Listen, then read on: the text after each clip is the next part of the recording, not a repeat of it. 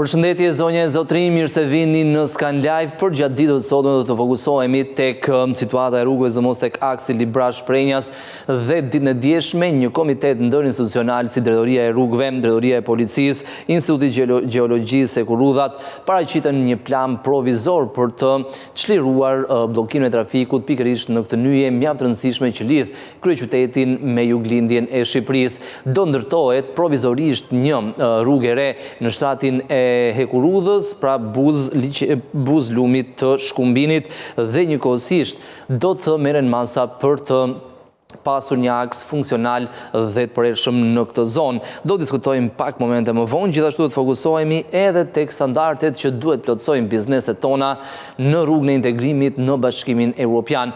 Paralelisht edhe Akuja, Autoriteti Kombëtar i Ushqimit, ka ndërmarrë disa nisma, disa ndryshime, disa bashkëpunime me institucionet e tjera ndërkombëtare, kryesisht Bashkimin Evropian, për të plotësuar pikërisht këto kushte që janë vendosur nga Unioni në kuadër të integrimit të vendit në BE. Do të fokusohemi edhe tek inteligjenca artificiale, sfidat dhe mundësitë që ofron teknologjia, sepse shumë vende pune kërcënohen, por në anën tjetër shumë vende të reja pune pritet të hapen apo profesione të reja që edhe sot janë në fillesat e tyre. Do diskutojmë për gjitha këto çështje pak momente më vonë.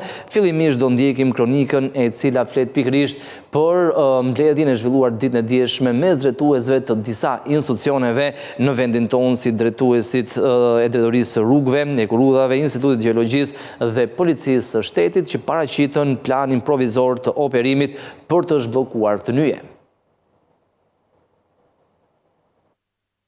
Nga analiza e kryer, rezulton se shkaku kryesor i kësaj situate mbetet ndikimi i rresheve intensive dhe të shtrira në kohë gjatë, erozioni lumor, si dhe saturimi masivit të tokës, gjë që ka çuar në një rrëshqitje masive aktive dhe pamundësi për ndërhyrjet menjëhershme derisa të merren rezultatet e raportit gjeologjik.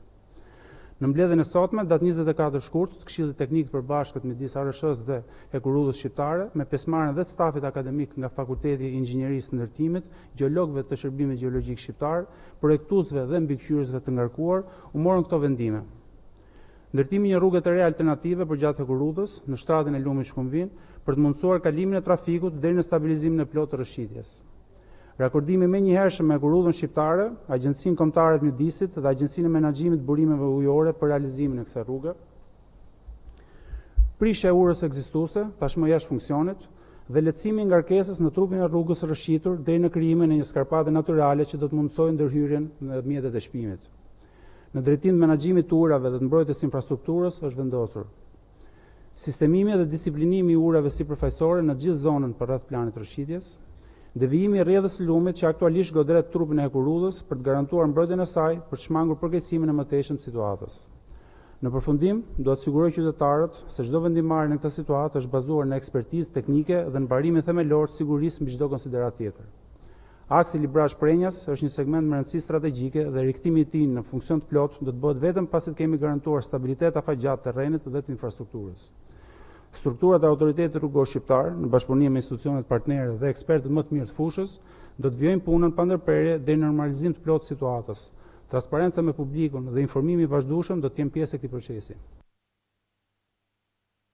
Ndërkohë ka nisur njëkohësisht edhe fushata e kontrollit inteligjent të mjeteve në disa akse kryesore kombëtare të vendit. Kjo nismë synon rritjen e sigurisë në rrugë përmes verifikimit në kohë reale të dokumentacionit të automjeteve. Fushata ka nisur në aksin Tiranë-Milot dhe njëkohësisht gradualisht do të shtrihet në të gjithë vendin. Në kuadër të nismës së forcimit të kontrollit rrugor dhe rritjes së sigurisë për përdoruesit e rrugës, ka nisur fushata e kontrollit inteligjent të mjeteve në akset kryesore kombëtare. Kjo fushatë është ndërmarrë nga Drejtoria e Përgjithshme e Shërbimeve të Transportit Rrugor në bashkëpunim me Policinë Rrugore dhe Task Forcën e Transportit Rrugor. Aksi Tiranë-Milot, si një nga segmentet me fluksin më të lartë të qarkullimit në vend, ishte ndalesa e parë e këtij operacioni. Përmes përdorimit të teknologjisë së makinës inteligjente, realizohet identifikimi në kohë reale i mjeteve në lëvizje dhe verifikimi i dokumentacionit të tyre në përputhje me kuadrin ligjor në fuqi. Sistemi mundëson evidentimin e menjëhershëm të mjeteve me mangësi ligjore apo dokumentacion të parregullt, duke shmangur kontrollet e gjata dhe duke rritur efikasitetin në terren. Sipas autoriteteve, kjo fushat synon rritjen e sigurisë në rrugë, garantimin e kontrollit teknik të rregullt dhe forcimin e ndërgjegjësimit të drejtuesve të mjeteve për respektimin e detyrimeve ligjore. Në vijim, operacioni do të shtrihet në disa nga akset kryesore kombëtare, ndërsa do të zbatohet një plan i dedikuar për identifikimin e mjeteve që nuk përmbushin kushtet për qarkullim. Bashkëpunimi institucional konsiderohet një hap i rëndësishëm drejt modernizimit të proceseve të monitorimit dhe kontrollit të transportit rrugor, me synimin final, më shumë siguri për qytetarët në rrugët e vendit. Do të shohim tani edhe curinë e tregjeve për gjatë ditës së sotme, ku në tregun e brendshëm vjetre përgjithsisht një qetësi në këmbimin e monedhave kryesore ndërkombëtare në raport me lekun, pas fitimeve që moneda jon realizoi në sesionin e kaluar. Ndërkohë në tregje ndërkombëtare, euro publikon fitime në raport me dollarin amerikan, sepse ende ka paqartësi në lidhje me planin e administratës amerikane për të aplikuar tarifa 10%, por më vonë nga Donald Trump u deklarua se këto tarifa do të rriten në 15%. Gjithsesi, sipas informacioneve të mediave ndërkombëtare, administrata amerikane ka filluar aplikimin e një tarife në nivelin e 10%. Këto zhvillime ndërkombëtare padyshim që kanë pasur një reflektim edhe në tregun e brendshëm të këmbimit monedhave dhe referuar shifrave të publikuara nga Banka e Shqipërisë në mëngjesin e sotëm, dollari amerikan është rritur lehtë me vetëm 0.06% dhe mesatarisht dollari këmbet me 81.67 lek. Euro vjon qëndroi pra niveleve më të ulta historike, nga dita në ditë euro humb disa qindarka në raport me lekun dhe regjistron nivelet më të ulta në histori. Edhe sot ka humbur 0.03% të vlerës, këmbet me 96.29 lek mesatarisht, ndërkohë ky është kursi mesatar, por nëse shohim blerjen, euro ka rënë poshtë nivelit të 96 lekëve. Dhe kjo rënje euros vjen në një periudhë që fluksi i euros në ekonominë tonë nuk është nivelet larta dhe në referuar dhënave historike, kjo periudha përpara sezonit turistik shërbente si një korektim për euron, pra kishte një tendencë në rritje përpara se të fillonte pastaj një tendencë në rënje në sezonin veror, kur edhe fluksi i euros në ekonominë tonë si pasojë e numrit lartë turistëve është nivele më të larta.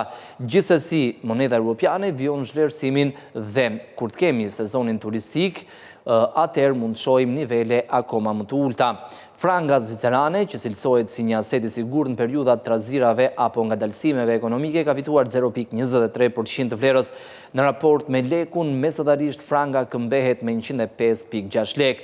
Paundi britanik është rritur lehtë me 0.03%, mesatarisht këmbehet me 110.27 lek. Dollari kanades ka humbur 0.08% të vlerës dhe këmbehet me 59.62 lek. Dollari australian ka rënë me 0.09%, këmbehet me 57.68 lek. Jeni japonez është në rënje me 0.27% të vlerës, këmbehet me 0.52 yen. Lira turke është e pandryshuar, vjon kjo monedhë këmbehet në nivelin e 1.86 lekëve, edhe për shkak të qëndrueshmërisë që ka gjetur në tregje ndërkombëtare, sidomos në këmbimin e saj me dollarin amerikan. Dhe juani kinez është rritur me 0.06%, këmbehet mesatarisht me 11.87 lek. Kjo ishte curia e tregut të brendshëm, ndërkohë në tregje ndërkombëtare euro ka pasur një tendencë në rritje edhe në sesionin e sotëm përballë dollarit amerikan.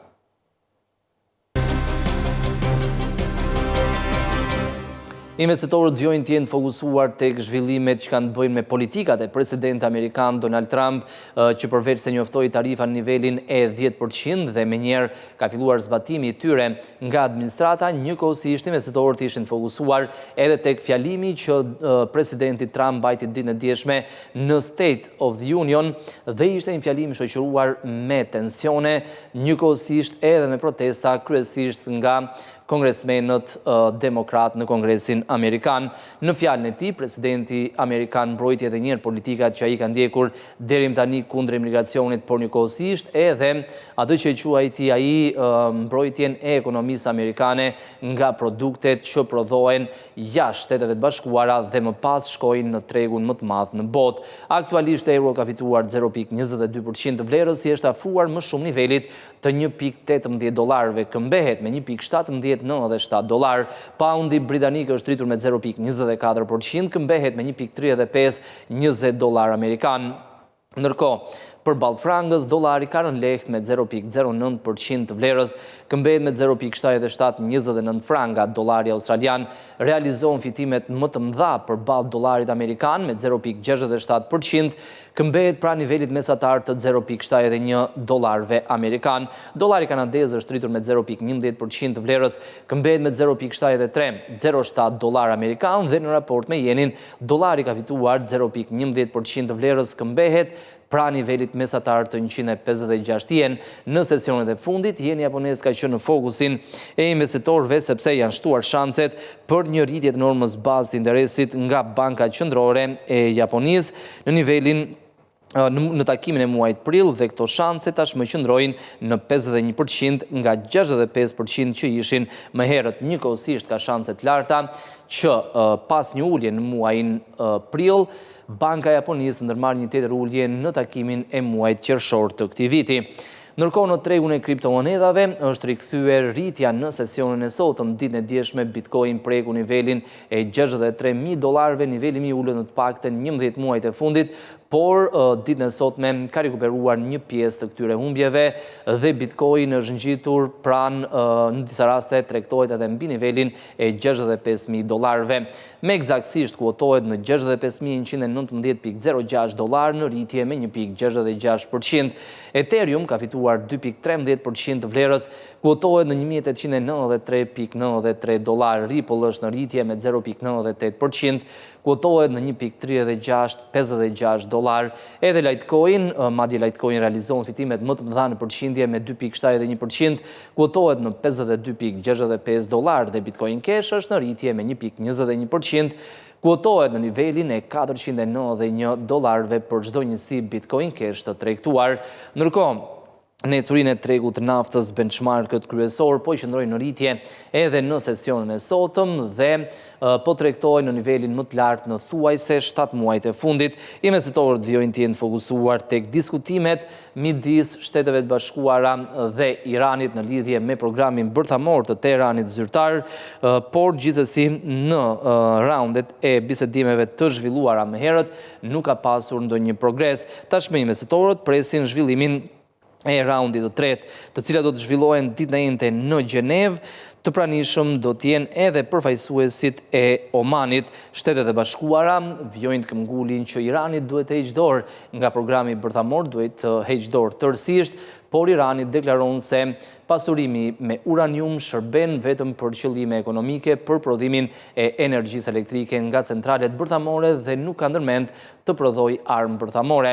Aktualisht nafta Brent e Londrës po tregtohet në nivelin më të lartë në 7 muajt e fundit, në $71 për fuqi, në rritje me 0.35%. Edhe nafta bruto amerikane është në rritje me 0.3%, kuotohet në $65.83, ndërkohë nafta e përpunuar në bursën e Londrës ka humbur 0.64% të vlerës, kuotohet në $733.75 për ton. Në ecurinë e çmimeve të metaleve të çmuara vjet re një tendencë në rritje edhe në sesionin e sotëm pas një tërheqje në sesionin e kaluar amerikan. Investitorët vijojnë preferojnë metalet e çmuara, por gjithashtu edhe disa monedha pikërisht për shkak të këtyre paqartësive, këtyre tensioneve gjeopolitike që ekzistojnë anë mban botës. Një tjetër arsye shtesë në ditët e fundit është tarifa e re prej 10% e njoftuar nga Donald Trump. Aktualisht ari tregtohet në $5.206.1 për oncë, në rritje me 0.58%. Argjendi realizon fitimet më të mëdha në në rritje me 3,23% të vlerës, kuotohet në $90,33 dhe platini është rritur me 5,12%, duke realizuar fitimet më të mëdha dhe i është afruar shumë nivelit të $2.300, kuotohet në $2.299,2 për onzë, ndërsa në tregun e aksioneve në kontinentin evropian, investitorët vjojnë të jenë fokusuar tek zhvillimet që kanë bëjnë me politikat e Donald Trump, ka një lehtësim në tregje dhe për këtë arsye shumica e tyre janë rritje në sesionin e sotëm, sepse nuk po aplikojnë tarifa 15%, sikurse deklaroi Donald Trump për gjatë fundjavës, por tarifa 10%, sikurse deklaroi Donald Trump ditën e premte me njëherë pas vendimit të gjykatës së lartë për të anulluar të gjitha tarifat e njoftuara në muajin prill të 2025-s nga Donald Trump. Gjithsesi, sikurse ka ndodhur edhe në të kaluarën, administrata amerikane shpeshherë ka surprizuar tregjet dhe për këtë arsye kujdesi është i lartë. FTSE 100 i Londrës dhe DAX i Gjermanisë janë rritur me 0,67 dhe 0,26%, CAC 40 i Parisit dhe indeksi Zyriut CMI janë rritur me 0,34 dhe 0,14% të vlerës. FTSE MIB i Milanos është në rritje me 0,59%. Gjithashtu investitorët janë fokusuar edhe tek fitimet 3 mujore të korporatave dhe ditën e sotme parashikohet publikojnë fitimet e tyre kompanisë si Iberdrola, Ion, Diageo, Bayer AG, Ferrovial, Heidelberg Materials, Poste Italiane, Fresi News dhe Telefonica. Njëkohësisht, investitorët po presin edhe prodhimin e brendshëm bruto që do të publikohet më vonë gjatë ditës sotme për Gjermaninë dhe besimin konsumator dhe dhënat mbi inflacionin për eurozonën, të dhënat rëndësishme që do të përcaktojnë edhe ecurinë e tregjeve në sesionin e sotëm. Ndërkohë për sa i përket ecurisë së tre indekseve kryesore në Wall Street për sesionin e kaluar, Dow Jones ka fituar 0,76% të vlerës, Standard & Poor's 500 dhe Nasdaq gjithashtu janë rritur me 1,04 dhe 0,77%. Arsyeja është e njëjtë, investitorët shpresojnë se në raundin e tretë bisedimeve mes Shteteve të Bashkuara dhe Iranit mund të ketë një marrëveshje paqe. Bisedimet do të zhvillohen ditën e njëjtë po në Gjenevë, sikurse u zhvilluan edhe 2 raundet e para të negociatave. Investitorët njëkohësisht i duhen edhe faktit se presidenti amerikan Donald Trump, nëse negociatat dështojnë, mund të urdhërojë një sulm tjetër ndaj sideve kryesore të Iranit. Do të shohim njëkohësisht edhe ecurinë e korporatave të listuara në bursën e Frankfurtit në Gjermani, ku fitimet kryesohen nga Siemens Energy në rritje me 2,29%. Kiagen, Commerzbank, Sartorius dhe MTU janë rritur nga 1,51 deri në 2,28%. Dhe së fundmi në kompanitë që realizojnë humbje në bursën e Frankfurtit, rënja kryesohet nga Heidelberg Materials, e cila vetëm pak momente më parë ka publikuar fitimet e saj 3 mujore që kanë rezultuar poshtë pritshmërive të tregjeve dhe për këtë arsye aksionet e saj janë në rënje me 4,13%. Një aksion i Heidelberg Materials vlen €192,5. Fresi News e Ion, Sunrise dhe Beiersdorf kanë humbur nga 1,24 deri në 2,26% të vlerës. Kjo ishte ecuria e tregjeve kryesore deri në këto momente, ndërkohë do të rikthehemi tani në zhvillimet kryesore nga vendi dhe do të flasim për një marrëveshje të nënshkruar ditën e dieshme mes qeverisë shqiptare dhe qeverisë polonisë në lidhje me sigurimet shoqërore. Ka qenë ministria e ekonomisë dhe inovacionit Delina Ibrahimaj, e cila ka zhvilluar një vizitë në Poloni dhe njoftoi pikërisht këtë marrëveshje të nënshkruar midis dy vendeve dhe sipas saj do të ketë më shumë siguri juridike dhe mbrojtje sociale për qytetarët shqiptar. Ministri e Ekonomisë dhe Inovacionit Delina Ibrahimaj nënshkroi marrëveshjen për sigurimet shoqërore ndërmjet Republikës së Shqipërisë dhe Republikës së Polonisë, duke shënuar një hap të rëndësishëm në forcimin e bashkëpunimit dypalësh mes dy vendeve. Kjo marrëveshje përbën një lajm shumë të mirë për qytetarët shqiptar dhe polak që kanë jetuar apo punuar në secilin prej vendeve, pasi garanton njohjen dhe totalizimin e periudhave të sigurimit, të drejtën për përfitimin e pensionit të pleqërisë sipas moshës ligjore, si dhe mbrojtjen nga humbja të drejtave si pasojë e lëvizjes ndërmjet dy shteteve. Ky është një lajm i mirë, është një hap konkret për forcimin e bashkëpunimit të marrëdhënieve dypalçe ndërmjet Shqipërisë dhe Polonisë, dhe gjithashtu është një hap i mirë përpara drejt integrimit të Shqipërisë në Bashkimin Evropian. Kjo është marrëveshja 11 që ne kemi me vendet e Bashkimit Evropian për njohjen e viteve të pensioneve dhe e 17-ta që kemi me të gjithë vendet të tjera. Sipas saj, ky akt përfaqëson një hap konkret në forcimin e marrëdhënies mes Shqipërisë dhe Polonisë, si dhe një tjetër progres të rëndësishëm në rrugën e integrimit evropian të Shqipërisë në përputhje me standardet e Bashkimit Evropian për koordinimin e sistemeve të sigurimeve shoqërore. Aktualisht, Shqipëria ka 17 marrëveshje dypalçe në zbatim, 5 marrëveshje të dakordsuara, ndërsa 3 të tjera dypalçe për sigurimet shoqërore janë aktualisht në negocim ose në proces përgatitje. Kjo dëshmon angazhimin e vazhdueshëm të qeverisë shqiptare për zgjerimin e mbulimit të mbrojtjes sociale për qytetarët e saj jashtë vendit dhe për parafrimin e kuadrit të koordinimit të sigurimeve shoqërore me standardet e Bashkimit Evropian.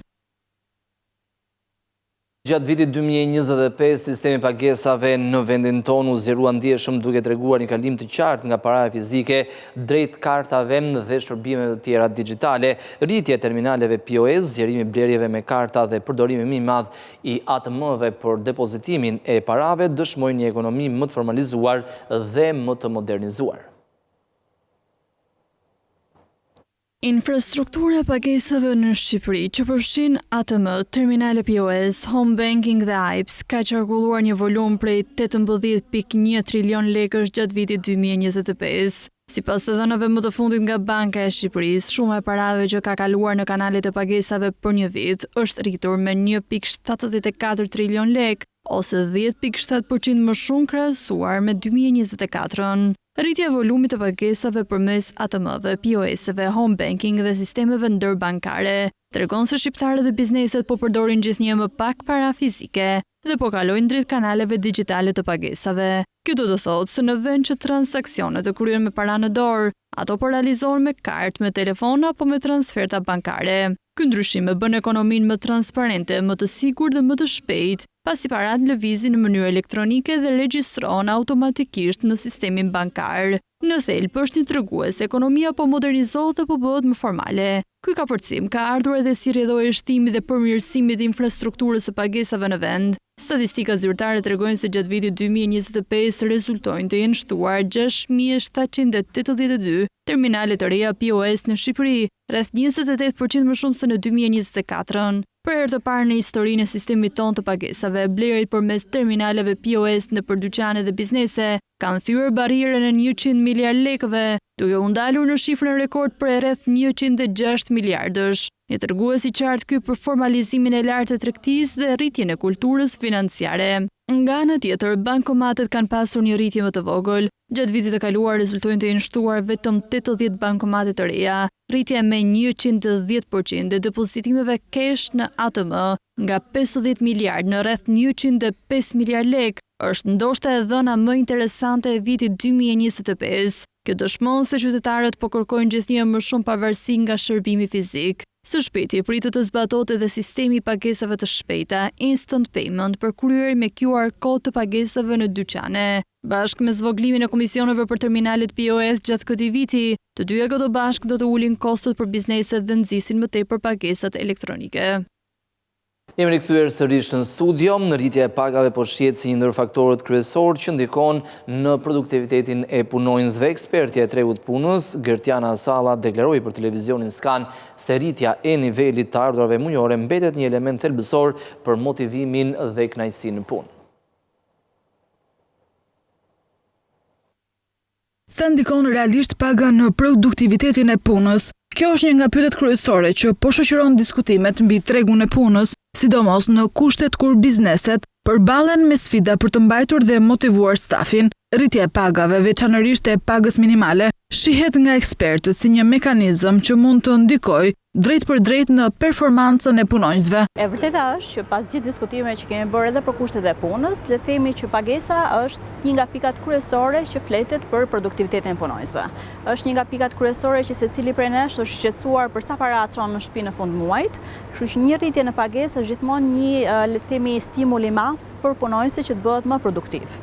nuk është stimuli vetëm, patjetër ka kushte të tjera që duhet plotësohen së bashku me pagesën, po ky ndryshim në rritje dhe sidomos edhe ndryshimi që ka ndodhur në pagesën minimale, për shembull në rritjet e fundit që ka ndodhur, tregon në vetvete që edhe pagesa, ndër të tjera, është një faktor kryesor për sa i përket kënaqësisë në punë nga vetë punonësit, po edhe produktivitetit të tyre. Argumenti është se një punonjës që ndihet i vlerësuar financiarisht ka edhe më shumë gjas sa të jetë më i përkushtuar dhe më produktiv në punë. Megjithatë, ekonomistët dhe ekspertët e tregut të punës theksojnë se paga është vetëm një hallkë e zinxhirit që përcakton efikasitetin në punë.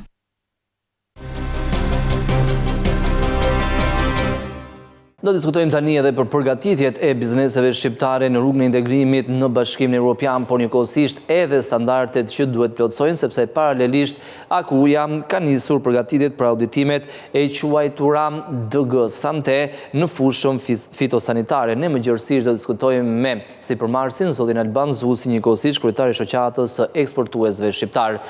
Zoti Zusi, përshëndetje, mirë se erdhët. Përshëndetje, mirë dita. Ta nisim me standardet që duhen plotësuar, ne kemi diskutuar edhe me herët, edhe atyre kur u zhvillua një takim mes administratës doganore dhe bizneseve në lidhje me mënyrën se si duhen ndar kostot, fillimisht kostot që nevojiten për të rritur standardet. Është bërë ndonjë hap përpara në këtë drejtim deri tani? Në fakt, hapi parë duhet bërë nga administrata le të themi gjithë sistemi, gjithë piramida e Ministrisë Bujqësisë, duke përfshirë brenda dhe dy agjencitë e saj, AKU dhe AKVMB, të cilët duhet të qartësojnë eksaktësisht se çfarë është për të bërë, t'ju thojnë bizneseve se çfarë kanë për të bërë, dhe pastaj mbi bazën e një analize në terren të nevojave që i kanë bizneset për të përshtatur me këto standarde, atëherë i duhet bërë një diskutim dhe konsultim me ministrinë dhe me gjithë qeverinë, për të parë se cilat janë kostot e kësaj përshtatjet, të cilat në të gjithë vendet e lindjes që sot janë pjesë e Bashkimit Evropian janë ndarë me shtetin, pra ka pas një mbështetje të fuqishme publike për të plotësuar ato standarde, sepse nuk është se janë kostot ulta, janë kostot goxha të rëndësishme, dhe duhet ndryshuar mentaliteti që i këtë punë do ta bëj biznesi, është detyrë e biznesit. Jo, biznesi është një punë vetë, është duke punuar. Kemi vendosur, është marrë një vendim politik që të integrohemi në Bashkimin Evropian dhe kjo ka një kosto. Bashkimi Evropian jep para për këtë punë dhe duhet kuptuar qartë që këto para do shkojnë edhe për biznesin, nuk janë vetëm për administratën publike. 1 miliard euro nuk do shkojnë vetëm për administratën publike, do shkojnë edhe për biznesin. Është biznesi ai që duhet përgatitet?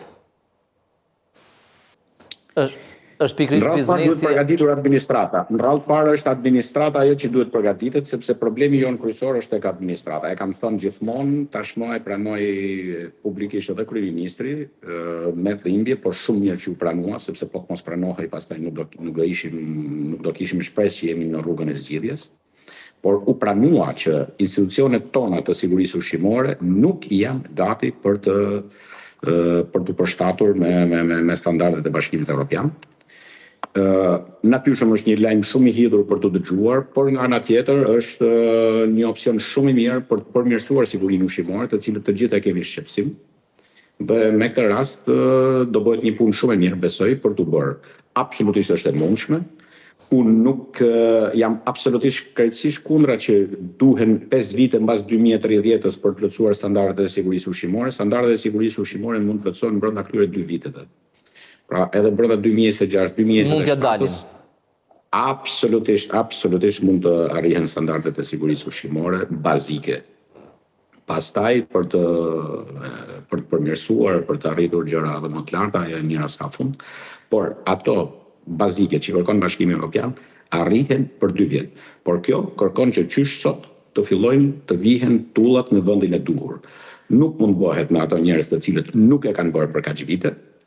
Ato njerëz janë pengesë, ato kanë një mentalitet problematik dhe duhen njerëz të ri me mentalitet të ri për të drejtuar dhe për të orientuar këto lloj procesi.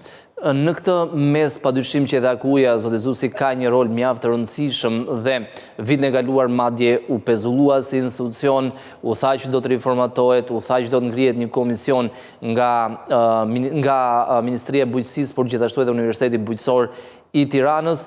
Në mendimin tuaj, si duhet funksionojë jo vetëm Akuja, por gjitha institucionet e tjera që merren me sigurinë ushqimore, nga bimaj derisa shkon në tavolinë?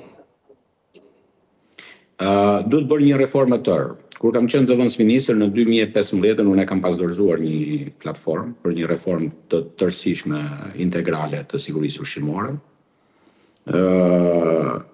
Sistemi i sigurisë ushqimore ka nevojë për një reformim tërësor, ku të gjitha palët e interesuara dhe bashkëpunuese, le të themi, në këtë proces, të jenë pjesë e këtij sistemit. Sistemi duhet lidhur me njëri tjetrin në mënyrë të tillë që kur diçka nuk funksionon, hallkat e tjera të pengohen edhe ato në punën e tyre. Pra ka nevojë për një reformim në radhë parë konceptual. Ky është problemi i parë. Së dyti, ka nevojë për një transformim spakull të pjesës drejtuese të këtyre institucioneve, të cilët pastaj të fusin frymën e re tek pjesa zbatuese. Në qoftë se ne nuk bëjmë transformimin konceptual të sigurisë ushqimore, duke kaluar tashmë nga fakti që 200-300 inspektor zyrtar duhet vendosin sigurinë ushqimore për 2.5 milion shqiptar, në konceptin tjetër ku specialist autorizuar, funksional edhe një sistem softwareik i përshtatur për këtë punë, ta bëj këtë punë, ne nuk kemi për të pasur siguri ushqimore. Pra nuk e bëjnë dot këto 300 veta. Pra duhet funksionojë sistemi, zoti Zusi, sepse jo 300, po edhe 3.000 jenë është e pamundur të kontrollosh çdo produkt që shkon në treg. Absolutisht. Në fakt duhet jetë paktën një 10-15.000 veta që punojnë, të cilët ka njerëz në Shqipëri, ka njerëz të diplomuar. Universiteti Bujqësor prodhon çdo vit student të cilët shkojnë e punojnë kamarierë, të cilët fare mirë në kuadër të një sistemi të reformuar, mund të jenë ato menaxherët e autorizuar të fermave, të fabrikave, të industrive, të qendrave të bukullimit. Po, jemi në lindë drejt zoti Zusi, vetëm ekrani duhet kthyer pak. Jemi duke diskutuar në lidhje me standardet që duhet plotësojnë bizneset shqiptare në rrugën e integrimit në Bashkimin Evropian. Zoti Zusi, jemi në rregull, mund vjoni. Në rregull, po. Pra, duhet jenë një 10-15.000 specialist, veteriner, zooteknik, agronom, teknolog, laborant, inxhinier kimist, inxhinier biolog, të cilët duhet jenë në terren duke punuar pranë stabilimenteve, të cilët duhet të ndjekin këto stabilimente, të cilët mund të kenë edhe një pjesë e tyre, mund të kenë edhe funksione pjesore publike, pjesën dhe funksione të tjera private, të cilët duhet të raportojnë dhe i gjithë sistemi publik duhet jetë duke monitoruar sistemin e specialistëve të autorizuar dhe të punësuar pranë këtyre njësive që furnizojnë. Ti nuk mund të marrësh sot një licencë për të ushtruar aktivitet në fushën e ushqimit, cili do qoftë ai, në qoftë se ti nuk ke një specialist si drejtues teknik. Atëherë, si mundemi që të mbjellim me 10 hektar pa pasur një drejtues teknik? Si mundemi që të prodhojmë e të mbashtojmë bakti, të prodhojmë qumë, mish etj. Pa pasur një drejtues teknik? Si mund ta bëjmë këtë punë pa detyrimin që këto njerëz të kenë për të raportuar siç duhet etj. Me këtë nuk dua të rëndoj biznesin, absolutisht, përkundrazi biznesi në sajt të këtij sistemi do kam shumë përfitime. Sepse do ketë më shumë përfitime, sepse këto njerëz duke imponuar zbatimin e ligjit, në fakt do të ndihmojnë bizneset për të qenë më produktiv dhe për të qenë më të sigurt në produktet e tyre, sepse në fundit rregullat e sigurisë ushqimore që ky rrjet specialistësh do të kërkojë të imponojë dhe të zbatohen në treg, në fundit shërbejnë pikërisht cili do fermer, supermarrës, kushdo qoftë ai, që ofron produkte për konsumatorin, të përmbush standardet, të ketë një produkt më të besueshëm, i cili pastaj edhe të shitet edhe më shtret, pse jo. Zoti Zusi, në mendimin tuaj, kjo kosto si duhet ndahet? Kostoja e integrimit në Bashkimin Evropian, pra çfarë do thotë për bizneset tona, sepse nuk është vetëm mundësi, por në anën tjetër është edhe konkurrencë me ashpër. Kostoja për arritjen e standardeve është një kosto që në fillim nuk prodhon. Pra është thjesht kosto. Dhe në qoftë se ne do të kërkojmë t'ia lëmë vetëm bizneseve, ne në fakt do t'i mbysim ato. Ato nuk kanë për t'i bërë. Do të jetë vetëm një pjesë e vogël e tyre që do t'i bëjë dhe ne pastaj do të na kthehet problemi bumerang, që nga dashuria e madhe për të hyrë në Bashkimin Evropian do themi çfarë i bën vetes për të hyrë në Bashkimin Evropian, sepse 70-80% e bizneseve do na falimentojnë dhe edhe ato që do ngelen këmbë nuk do kenë konsumator. Sepse kjo pjesa tjetër do ngelen pa punë, s'do kenë para ose do ikin jashtë shtetit. Kështu që, siç ka ndodhur në çdo vend tjetër, nuk kemi sepse të bëhemi në vendi i parë, e them këtë e theksoj sepse kam dëgjuar disa njerëz në funksione të rëndësishme politike që thonë ne nuk do japim lek biznesit, ato lek që do na japi Europa për standarde do i përdorim për nevojat tona shtetërore, biznesi le t'i bëj vetë, le t'i bëj me kredi. E gjithë Europa lindore i ka dhënë para biznesit madje edhe deri në 80% fonde falas, sepse të bësh një impjant, qoftë për sigurinë ushqimore, apo për mbrojtjen e mjedisit, apo për sigurinë punë etj. Këto janë investime kolosale, të cilat biznesi nuk i nxjerr dot vetë me një herë në treg, po edhe banka nuk financon. Europës. Dhe banka nuk i financon, dhe banka edhe po të financoj banka që të nesërmen kërkon që ti t'ja paguash ato para mbrapsh. Kështu që nuk kemi pse shpikim rrotën, nuk kemi sepse jemi original përsëri, siç bëjmë shpeshherë ne në këtë punë, duhet t'i japim biznesit atë çfarë ai ka nevojë në masën më të madhe të mundshme, në mënyrë që plotësimi i standardeve të mos jetë një barë për biznesin, por biznesi ta shohë plotësimin e standardeve si një oportunitet për të prodhuar më mirë dhe për të futur në tregje më të mira dhe ato para që ka t'i shpenzoj për të gjetur tregje të tjera në Europë, po jo për të paguar bankën për investimet që i bëri dhe në të njëjtën kohë mos ketë mundësi me gjetë tregje të reja, me dalë me produkte të reja dhe më bë më kompetitiv. Sepse në qoftë se të gjithë këto kosto do ja kalojnë biznesit, atëherë biznesi ka shumë gjasa që do humbasit, sepse natyrshëm që kjo kosto do kalojnë koston e produktit.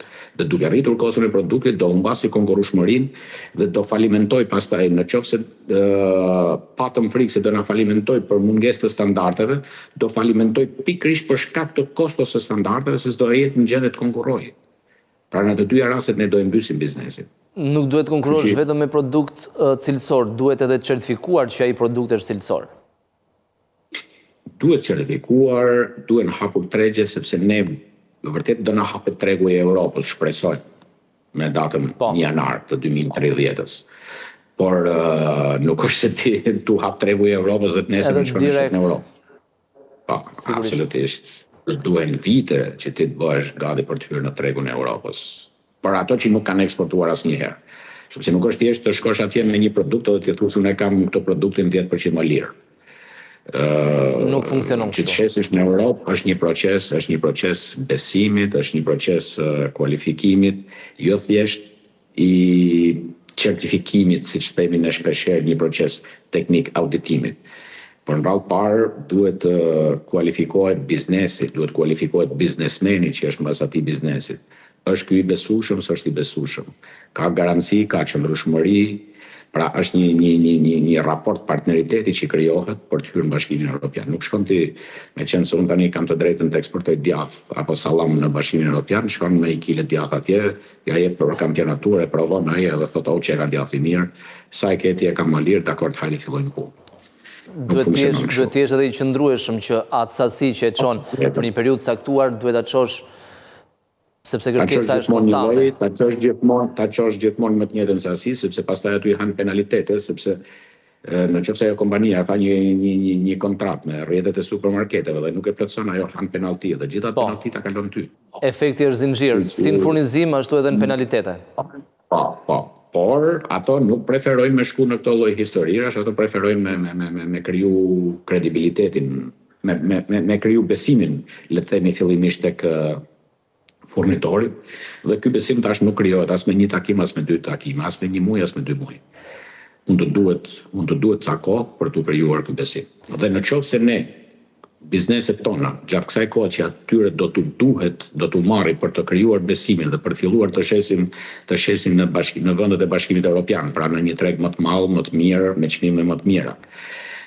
do t'ju kemi vënë mbi fyt një barë të rënd të investimeve të standardeve, të cilat në fakt do duhej të ishin bërë gjatë viteve, por administrata jonë i ka neglizhuar, dhe tani po i kërkon gjitha me njëherë, shumë mirë thash, jam absolutisht dakord, nuk jam kundra, shumë mirë që po bëhet ky proces, por duhet t'i lehtësojmë që bizneset të kenë sa më pak probleme kur të hynë në Bashkimin Evropian. Mundësisht problemi i tyre i vetëm tjetë si ta qaj atë tregun atje. Po jo tjetë edhe si të paguaj bankën, edhe si të mësoj njerëzit e personelin se si t'i përdorin këto sistemet e reja, sepse sistemet e reja nuk është se ti e bleve, paguve parate, vura aty dhe mbaroj historia. Sistemet e reja kanë edhe pjesën e tyre të funksionimit, kanë edhe trajnimin e njerëzve se si duhet punojnë, kanë edhe pjesë të këmbimit, kanë menaxhimin, kanë mirëmbajtjen, kanë shumë probleme të tjera. Prandaj biznesit duhet përpiqemi sa më tepër t'ia lehtësojmë këto lloj gjërash, duke mos e bërë pre viktime bankës, të cilat janë shumë të ftohta, janë shumë të ngrohta në momentin që të ofrojnë kredim, por pastaj janë shumë të ftohta sa po shohin që ti ke lëkundje këmbësh me pagesa. Pra le ta ndihmojmë biznesin për t'u bërë kompetitiv. Kjo është, nuk them ta ndihmojmë biznesin që të blej vetura apo të blej një shtëpi të dytë në plazh, Sigurisht. por ta ndihmojmë biznesin për të qenë kompetitiv, që të na mbajë në punë brezin e ri, të na mbajë në punë njerëzit e specializuar, të na mbajë në punë njerëzit e ditur, sepse në qoftë se ato na mbyllen, të gjithë kemi humbur.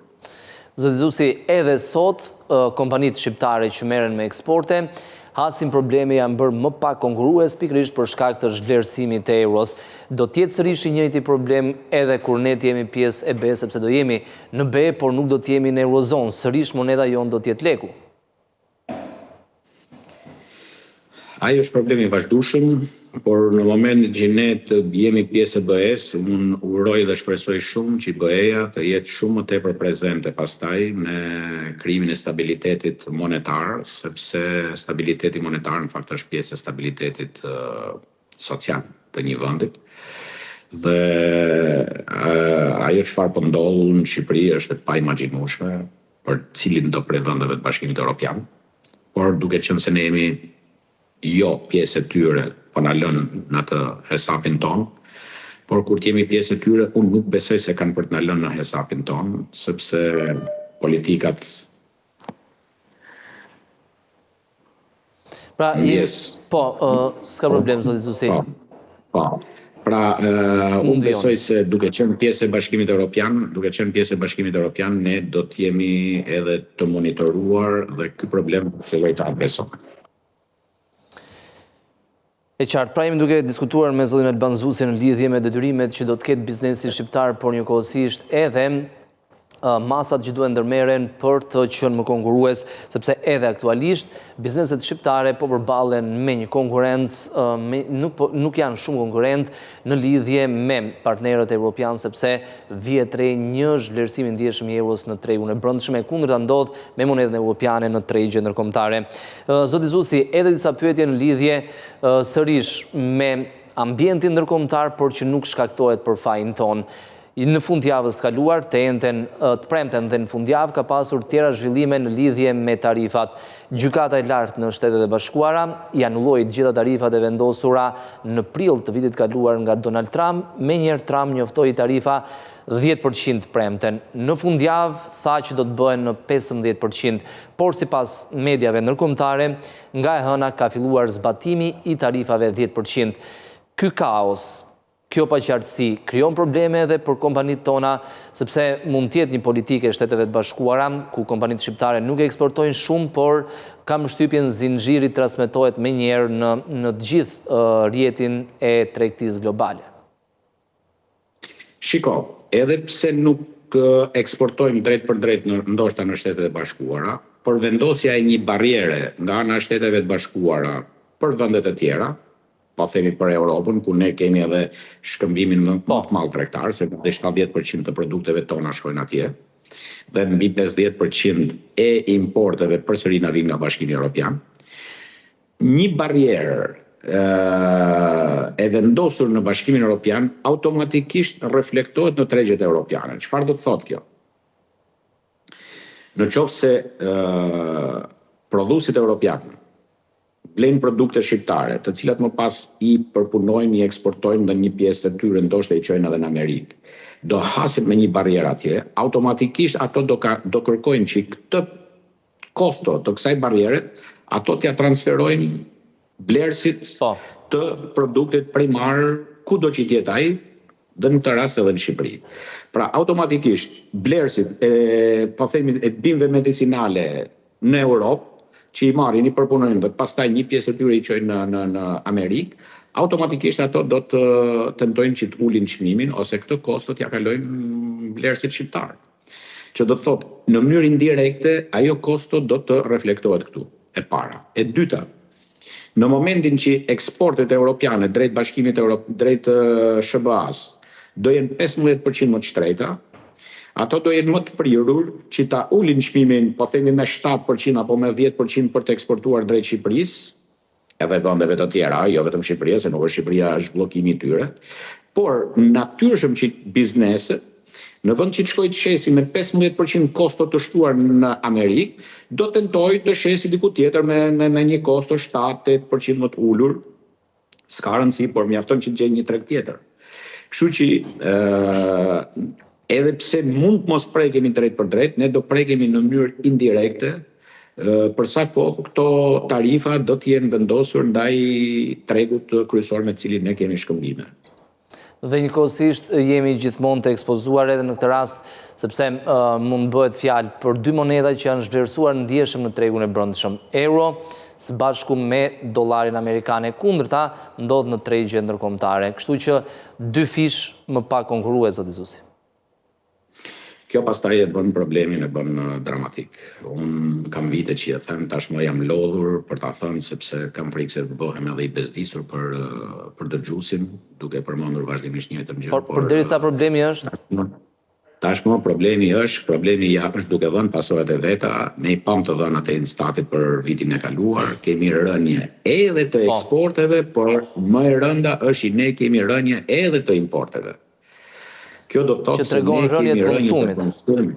ne kemi rënje të konsumit, do të thotë që ekonomia po bie. Dhe ajo shifra që ne flasim, ai 3-4% që i GDP-s, është një shifër fallse, kote, ajo mund të jetë atje, por është një shifër që nuk vlen asgjë për sa kohë ne kemi rënje të konsumit, kemi rënje të nivelit të jetesës qytetarëve, kemi rënje të konsumatorëve, kemi rënje të pjesës më vitale të një ekonomie që janë eksportet. Pra, kemi hyrë në krizë. Kriza është aty. Ne po bëjmë si se shohim. Duhet marrë masa me urgjencë. Duhet marrë masa me urgjencë pa shkuar disa prej proceseve në pikën e moskëthimit. Ekonomitë vazhdojnë e funksionojnë. Ekonomia ka funksionu edhe në 97, 98, kur ishin ato situatat e dimne se çfarë ka ndodhur, kur ishin ato krizat e mba, por natyrshëm asnjëri nuk don atë lloj funksionimit. Ne presim prosperitet, ne presim qëndrueshmëri, dhe treguesit që ne kemi të ekonomisë nuk janë as pak tregues pozitiv. Edhe një pyetje fundit, zoti Zusi, për ta mbyllur aty ku e nisëm, ju e thatë që brenda 2 viteve mund vendosen themelet për sa i përket sigurisë ushqimore, por ky 4 vjeçar, nëse marrim të plot, mund të jetë i mjaftueshëm për bizneset në mënyrë që supozojmë do të ketë financime, do të ketë grante, do të ketë kredit buta, në mënyrë që bizneset përgatiten. Kjo periudhë është e mjaftueshme? Është absolutisht e mjaftueshme. Është absolutisht e mjaftueshme dhe unë e kam bindje të plot që në qoftë se bëhet reforma e duhur, konceptohet siç duhet dhe mbështeten bizneset edhe me grante, jo edhe me grante, po duhet në radhë parë me grante, sidomos bizneset e vogla dhe bizneset e mesme duhen mbështetur me grante. Bizneset e mëdha pastaj mund të vazhdojnë me linjat e kreditimit butë e tjerë me radhë, por bizneset e vogla të mesme duhet patjetër me grante. Por unë jam absolutisht besim plot që kjo do shndrohet në një boom ekonomik për vendin. Sepse bizneset do rriten, do investojnë, do prodhojnë më shumë, do ndërpresin në rrymat e produkteve të importit, pra do zëvendësojnë importet, do rrisin punësimin. do ketë një boom ekonomik në qoftë se mbështetet, sepse ky është sektori më etik, duam s'duam ne, nuk është ndërtimi, nuk është as turizmi. Gënjejmë vetëm me këto. Ajo çfarë vlen në një vend janë aktivitetet prodhuese. Dhe në Shqipëri, aktiviteti prodhues bazik është ai ushqimor. Por edhe në për Europë, edhe në botë, pavarësisht se disa njerëz shohin vetëm një statistik, prodhimi bujqësor thënë 1%, 2%, por po të shofësh prodhimin e ushqimit, jo prodhimin bujqësor, por prodhimin e ushqimit, pra gjithë linjën e transformimit, gjithë industrinë që është mbas atij traktori që e merr mbas atij zetori që e merr prodhimin nga fusha dhe e çon në fabrik, ajo mund të shkojë edhe 30%. Kështu që hiqit i Italisë, dëmtoja pjesën e ushqimit edhe shifë se ku përfundon Italia. Hiqja dhe Gjermanisë, pjesën e prodhimit mishit e gjithë cerealeve që janë të lidhura me të, dhe shifë se ku shkon Gjermania. Kështu që ne po bëjmë gabime shumë të mëdha duke nënvlerësuar bujqësinë, duke quajtur një sektor le të themi të prapambetur, jo prioritar. Jo prioritar. Ai është prioriteti numër 1. Unë nuk jam bujk, nuk jam veteriner as agronom, unë jam inxhinier, por e di fare mirë që sektori i ushqimit është sektori më i rëndësishëm për vendin tonë por edhe për rajonin, por edhe për gjithë planetin.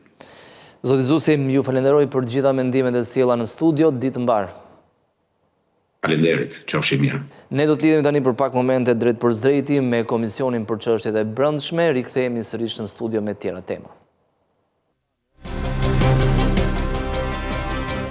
Ministrave, kush është dakord, kundër s'ka abstenim, s'ka mirator. Në lidhje me nenin 22, thjesht titulli të riformulohet funksionet e punonësit operacional të agjencisë. Kush është dakord, kundër s'ka abstenim, s'ka mirator. Neni 23 mirator sipas variantit të ardhur nga Këshilli i Ministrave. Kush është dakord, kundër s'ka abstenim, s'ka mirator.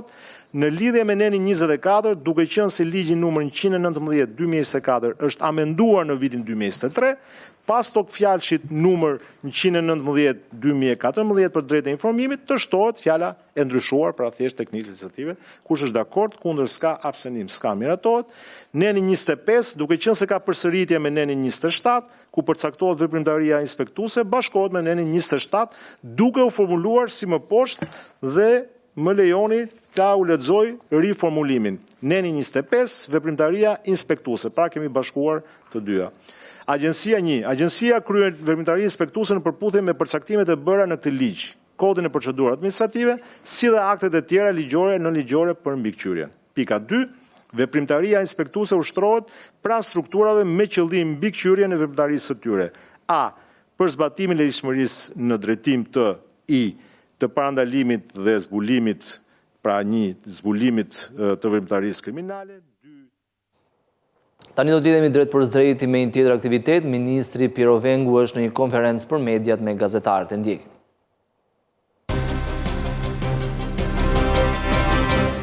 Rreth aksit të tij. Një vendimarrje e dytë, që ndoshta nuk ka pasur vëmendjen e duhur mediatike, ka të bëjë me KFOR-in, ka të bëjë me vendimin për vijimsinë e KFOR-it si garanci parësore sigurisë në Kosovë, dhe nga ana tjetër, një rritje e angazhimit të Shqipërisë në këtë forcë.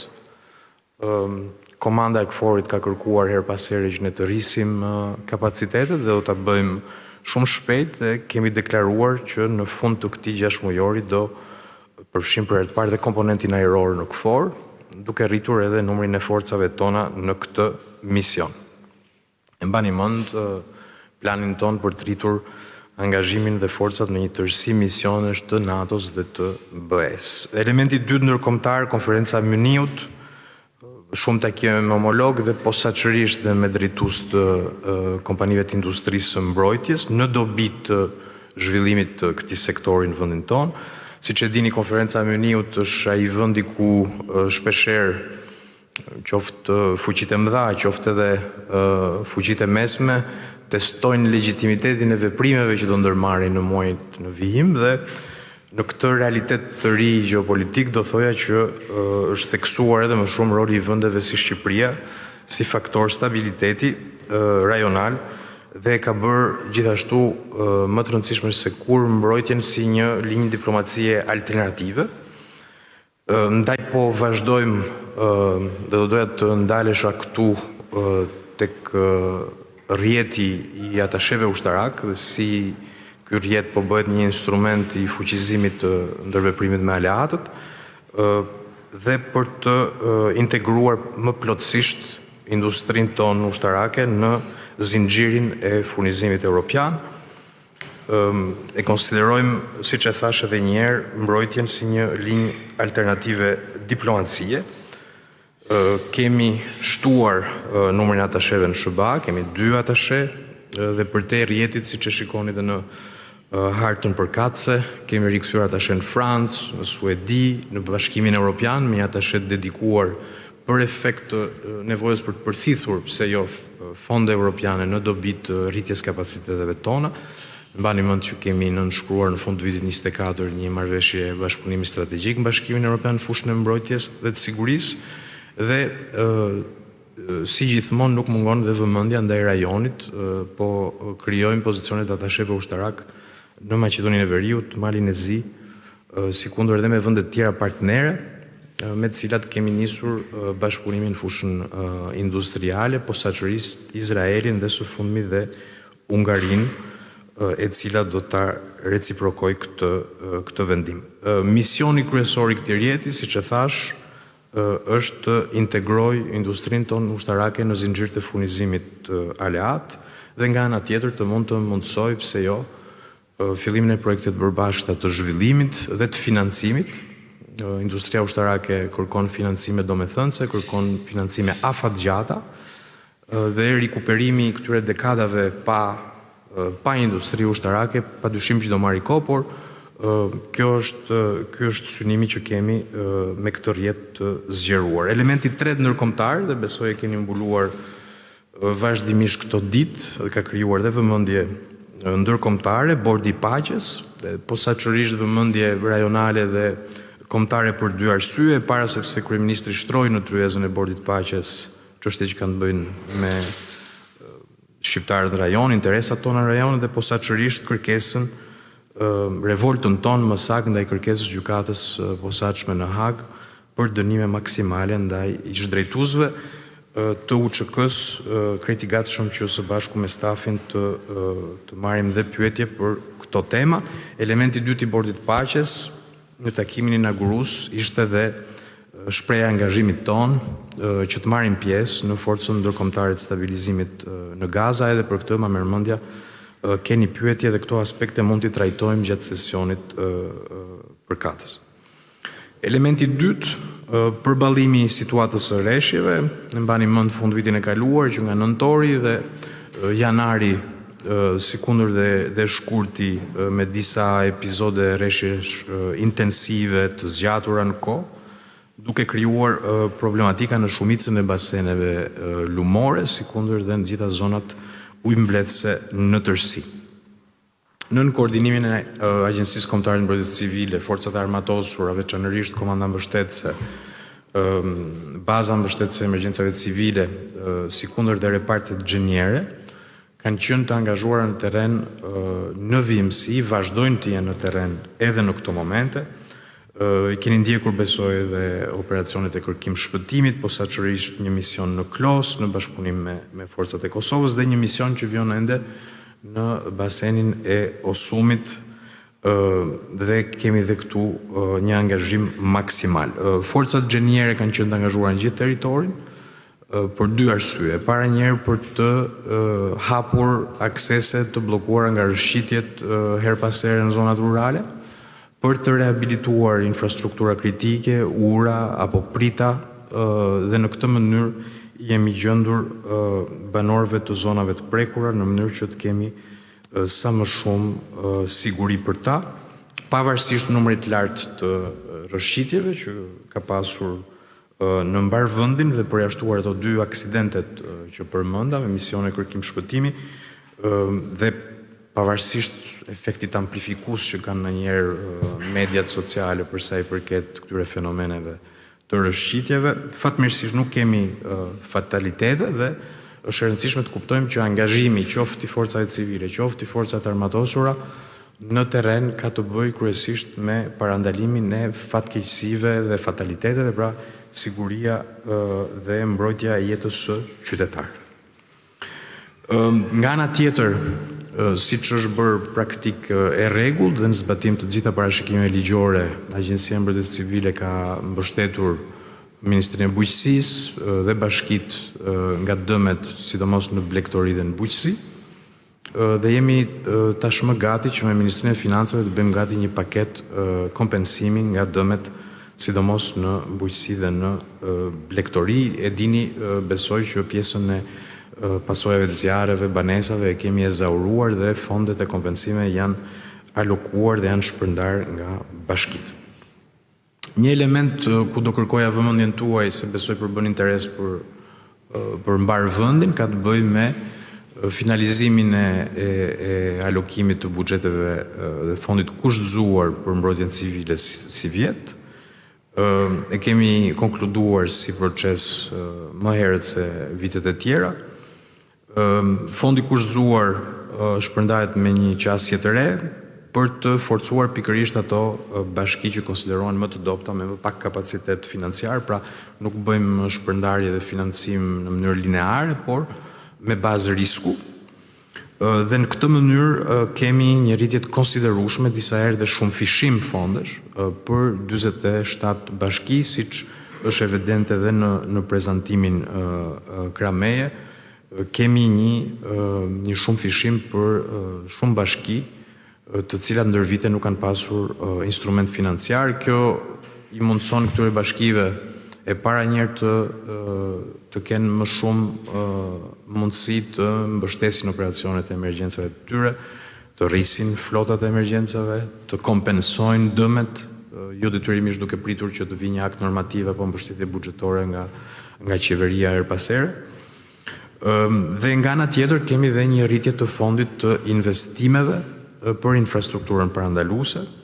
Fondi investimeve si vjet është 18 milion euro, 8 milion euro janë të dedikuara për projekte që janë në zbatime sipër, pra që kanë filluar vitin e kaluar dhe ne kemi vazhduar të financojmë këtë vit. Mund të jenë diga, prita lumore, ura, riparime, rehabilitime infrastrukturash të dëmtuara. Dhe nga ana tjetër, 10 milion euro shtesë për financim projekte të reja, tërësisht të reja, në dispozicion të bashkive dhe këtë javë finalizohet edhe procesi i alokimit të tyre, ka pasur shumë aplikime, bashkit kërkojnë vazhdimisht mbështetje në këtë fushë dhe ne do vazhdojmë ta ofrojmë me strategjinë e re që bazohet në fakt ke faktori riskut, siç e thash, për të mbështetur ato bashki që kanë mundësi të kufizuara financimi, teritoresh sfiduese dhe të vështira dhe që kanë pasur dhe impakt nga dëmet e rreshjeve të fundit. Një shembull, po marr shembullin e urës Glinës në Dropull, për shembull, një urë historike e dëmtuar nga rreshjet e nëntorit, do të financohet, do të rehabilitohet tërësisht dhe do kemi për gjitha bashkitë një projekt domethënës që rehabiliton apo ndërton një kapacitet parandalues. Po vijojmë ta bëjmë, se besoj përbën interes tani edhe për efekt të shëmbjeve në aksin Librasht Prenjas, do vazhdojmë të mbështesim pritat lumore për gjatë shkumbinit, një pjesë e mirë e financimeve shkojnë në këtë drejtim, pikërisht që të kemi mundësi të parandalojmë rrëshqitje apo dëmtime nga gryerjet lumore në të ardhmen. Dhe tani, do doja të ndalesha pak ke komponenti kapitalit njerëzor, shumë shkurtimisht. Siç e dini, kemi një proces rekrutimi shumë dinamik. Kemi vijuar fazën e parë të rekrutimeve, kemi 3 faza rekrutimesh, 3 procese rekrutimesh gjatë vitit. Është përmbyllur faza e parë me 252 fitues të shpallur këtë muaj dhe që kanë filluar sot stërvitjen në qendrat tona stërvitore, me një shpërndarje në mbarë gjeografinë e vendit, që është e vërteta, duke dëshmuar edhe aftësinë tërheqje të vokacionit ushtarak, sepse nëse konsiderojmë 14 mujorin e fundit dhe me këtë prurje të re të këtyre ditëve, praktikisht janë shtuar forcave të armatosura 1000 personel aktiv. Dhe kemi në plan që të vijojmë me fazën e dytë në mars, në prill, me 200 kuota të tjera dhe projeksioni pastaj me 400 rekrutime të tjera në gjysmën e dytë të vitit. Një tjetër lajm që konfirmon këtë elementin tërheqës të vokacionit ushtarak është edhe ulja e largimeve me 70% në krahasim me vitet e kaluara. Sikundër kemi dhe fillimin e rikthimeve. Ju e dini që ndër vite shumë ushtarak kanë dalë në rezervë apo në lirim për arsye kryesisht të pagave apo të vështirësisë të ecurisë në karrierë. Ne kemi mundësuar së bashku me shtabin e përgjithshëm dhe qeveria ka marrë një vendim për ta mundësuar rikthimin në forcë aktive. Sapo janë rikthyer, pra janar shkurt 48 ushtarak që kanë kërkuar të rikthehen. Nuk janë vetëm oficer, vetëm 4 oficer, 39 oficer dhe 14 ushtar detar aktiv. Dhe parashikojmë që në 10 mujorin që vjen të na rikthehen po aq ushtarak edhe njerë duke përbërë një dëshmi të kësaj aftësie tërheqëse të forcave. Elementi tjetër për burimet njerëzore, komponenti rezervist, ka filluar rekrutimi rezervistëve. Synojmë të kemi 363 rezervistë të vit dhe ta mbajmë këtë ritëm në çdo vit pasues. Në të gjitha specialitetet kërkojmë mjek, specialist telekomesh, inxhinier, gjenio, detari, sikundër dhe në elementin pedagogjik të akademisë apo të kolegjit të mbrojtjes.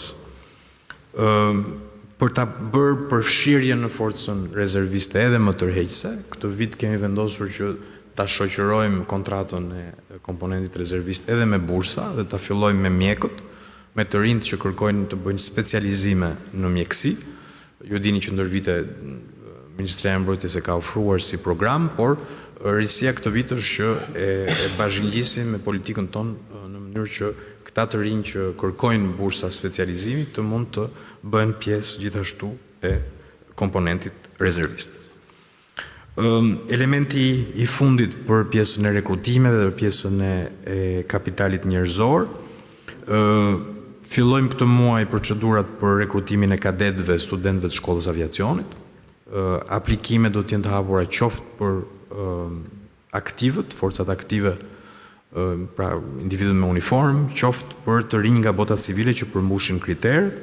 Do të përzgjidhen fillimisht 40 vet, do të kalojnë një testim rigoroz dhe nga ta do të dalë një grup prej 10 kadetësh të cilët do të përzgjidhen dhe do të dinështrojnë pastaj të gjithë kurikulës 18 mujore për të certifikuar si pilot. Helikopterët stërvitor janë porositur, janë prodhuar, presim që të na vinë për gjatë muajit maj në vendin tonë, ku do jetë dhe momenti i fillimit zyrtarisht të formimit të kadetëve të përzgjedhur. Kjo më jep mundësinë që të them dhe disa fjalë për fokusin tonë për industrinë ushtarake. Siç e kemi bërë publike në fillim të vitit, parashikimi ynë në këtë vit është që të kemi 326 vende pune. Kanë filluar rekrutimet. Posaçërisht për pjesën e municioneve, pjesën e prodhimit të uniformave dhe pjesën e prodhimit të dronëve.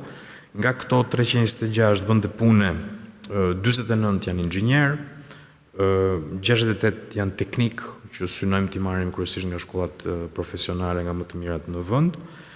Pastaj ka dhe element mbështetës financiar, ekonomist dhe jurist. Dinamika e rekrutimit në fakt lidhet ngushësisht me afatet që i kemi vendosur vetes dhe 4 kompanive të prodhimit për të bërë ato prodhimet e para në 6 kontratat e nënshkruara. Fillimisht në mes të prillit nis linja e asamblimit të sistemeve të dronëve quadcopter dhe kemi 12 inxhinier dhe personel teknik që po i rekrutojmë aktualisht dhe së bashku me ekipin e Kajos, kompanisë shtetërore, ekipin e Agjencisë Industrisë së Mbrojtjes dhe Akademinë e Forcave do shkojmë të bëjmë ato turet njohëse, qoftë në fakultetet, Universitetin Politeknik apo fakultetet të tjera me programe të kësaj natyre dhe të shkollave profesionale në mbar vendin, sepse siç e thash, rekrutimi suksesshëm dhe përgatitja e suksesshme dhe stërvitja trajnimi i suksesshëm lidhet ngushtë edhe me fillimin e linjeve të prodhimit. Pra në prill kemi dronët në uzinën e autotraktorëve, në maj përfundon ndërtimi i fabrikës së tekstileve, puna ka filluar për ndërtimin e fabrikës në zonën e Babrus, për prodhimin e uniformave me produktet e para të porositura, linja e prodhimit ka mbritur dhe janë bërë dhe porosit e parë dhe synojmë që të kemi prodhimet fillimisht për policinë e shtetit, që ka një element të ngutshëm dhe duam të trajtojmë sa më parë dhe njësitë e veçanta të forcave të armatosura. Korriku është data që kemi vendosur vetes për fillimin e prodhimit municionit, paktën municionit të parë, në mënyrë që linja e prodhimit i nënshtrohet pastaj certifikimit nga Agjencia e Industrisë së Mbrojtjes dhe të mund të fillojnë pastaj prodhimet sipas kalibrave. Një element tjetër i rëndësishëm që ilustron atë që thash pak më parë, pra dëshira jonë dhe synimi ynë që të integrojmë industrinë tonë që ka rifilluar me zinxhir të furnizimit dhe me kompanitë lider në Europë të prodhimit ushtarak. Kompania Timac Defense sapo ka nënshkruar një marrëveshje me një kompani B të gigantit gjerman Rheinmetall, më saktë me prodhusin MAN për sa i përket mjeteve të transportit të komandës mbështetëse.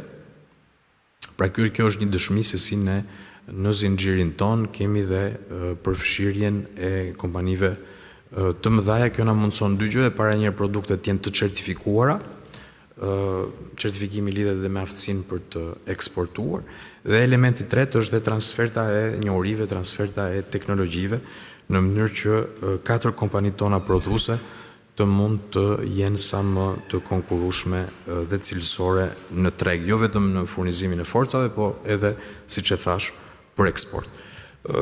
Elementi i fundit për t'ju përditësuar për industrinë është përmbyllur negociata paraprake me Fincantierin. Në ditët në vijim do miratohet në qeveri edhe autorizimi ynë që ta themelojmë kompaninë e përbashkët me Fincantierin për prodhimin e anijeve në Pashaliman.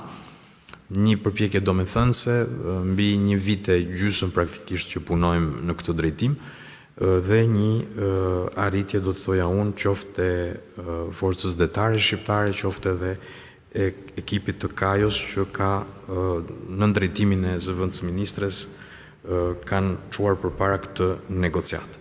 Pra këto janë në mënyrë të përmbledhur fakte konkrete, ecuri konkrete, qoftë për projektet e industrisë, kapitalin njerëzor, emergjencat civile dhe bashkëpunimin ndërkombëtar të mbrojtjes.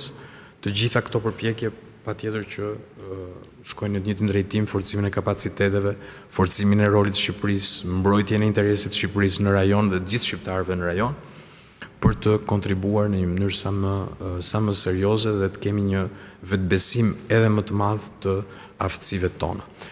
Tash i kreti gatshëm që të marr pyetje nga ju dhe së bashku me ekipin të ju përgjigjem. Përshëndetje. Ledina Elezi, televizioni Skan, pyetja parë është për Bordin e Paqes. Gjatë mbledhjes së inaugurimit të Bordit të Paqes, presidenti Donald Trump theksoi se Shqipëria dhe Kosova do të jenë 2 nga 5 vendet që do të dërgojnë trupa ushtarak në Gaza. Pyetja ime është për sa trupa ushtarak bëhet konkretisht fjalë dhe çfarë mbështetje do të sigurojnë, pra çfarë kontributi do të japin në forcën ndërkombëtare të stabilizimit të Gazas, apo nuk është përcaktuar akoma numri i trupave dhe detajet e tjera. Pyetja tjetër ka të bëjë me KFOR-in, ju thatë që do të rritet angazhimi i Shqipërisë në KFOR, për sa forca bëhet fjalë, pra sa forca do të shtohen konkretisht, dhe pyetja e tretë ka të bëjë me fushën civile. Ju patët një vizitë zyrtare në Hungari, nga ku nënshkruan 2 marrëveshje, njëra që kishte të bënte me një bashkëpunim më tepër në fushën ekspertizës në fushën ekspertizë dhe tjetra që kishte të bënte pikërisht me rritjen e bashkëpunimit nxitjen në fushën e mbrojtjes civile. Unë dua të ndalem pak te pjesa mbrojtjes civile, se si do të rritet ky bashkëpunim. Faleminderit. Do doja që për komponentin ushtarak të lja fjalën shefit shtabit, që t'ju jap edhe element më të përditësuar për pjesën e përfshirjes tonë në forcën e stabilizimit të Ripit Gazës, dhe pastaj unë do marr pjesën e pyetjeve të tjera që bët. General. Faleminderit zoti ministër. Në lidhje me pyetjen, Shqipëria ka shprehur dakotësim për marrjen pjesë në bordin e Forcës Ndërkombëtare të Stabilitetit. Aktualisht neve kemi deklaruar pjesëmarrjen në fazën e parë me oficerë në shtabin e këtij operacioni, në shtabin që do krijohet për këtë qëllim. Njëkohësisht jemi duke punuar me aleatët tanë për detajet e tjera. Nuk kemi përcaktuar akoma numrin e saktë të pjesëmarrësve, nuk ka ndonjë gjë konkrete në lidhje për këtë gjë. Por Shqipëria ka shprehur dakotësim për marrjen e këtyre. Njëkohësisht jemi në diskutim edhe me aleatët për Framework Nation, shtetin në të cilin do të jetë aty, në të cilin neve pastaj do vazhdojmë detajet tona. Kaq për sa i përket Bordit të Paqes. Faleminderit. Në lidhje me shtimin e forcave në KFOR, kemi deklaruar dhe kemi marrë miratimin e Ministrit të Mbrojtjes së Qeverisë Shqiptare për shtimin për herë të parë të komponentit ajror në misionin KFOR. Do përfaqësohemi me një helikopter Cougar, me pilot, teknik dhe gjithë element mbështetës për këtë qëllim. Faleminderit. Faleminderit general, për sa i përket elementit një theks që doja të vendosja ke Bordi i Paqes dhe përfshirja në forcën e stabilizimit. Kanë qarkulluar shumë harta së fundmi në media, nuk përbëjnë dokument zyrtar, do ta theksoj këtë pjesë dhe siç e tha generali me drejt, ne po presim përcaktimin e vendeve aleate që do kenë rol ombrell, siç quhet në gjuhën teknike Framework Nation, në mënyrë që ne të përfshihemi brenda tyre në këtë operacion, por janë bisedimet e shtabeve që ta përcaktojnë këtë element. Për KFOR-in besoj se informacioni u sqarua. Vizita e fundit në Hungari e rëndësishme për dy element. E para njërë sepse Hungaria ka një mbështetje të kthjellët, të qartë, të vazhdueshme dhe pa asnjë dyzim kur vjen puna ke antarësimi i Shqipërisë në Bashkimin Evropian. Elementi i dytë, Hungaria është nga ato vende aleate që ka pasur një transformim të suksesshëm të komponentit të teknologjisë në industrinë e mbrojtjes, me një industri të ringritur vitet e fundit, dhe siç e thash, dëshira jonë është që të jemi pjesë e këtyre zinxhirëve furnizimi dhe inovacionit që ndodh në vende aleate. Ndaj dhe një pjesë e mirë e vizitës që është dedikuar në këtë fushë dhe kemi gjithashtu dhe në nënshkrimin e një marrëveshje për sa i përket dy njësive tona të inovacionit ushtarak, qendrës së inovacionit ushtarak të forcave hungareze dhe të qendrës së inovacionit sigurisë dhe mbrojtjes pranë ministrisë tonë. Besoj se u shtjellua për pjesën e emergjencave civile. Patjetër Hungaria ka dhënë her pas here mbështetje dhe ndihmes, siç e bën në zjarret e fundit. Është absolutisht tani përgjegjësia jonë që të rrisim kapacitetet dhe mund t'ju jap edhe disa detaje nëse keni interes për këtë pjesë. Ardit Hoxha nga Euronews.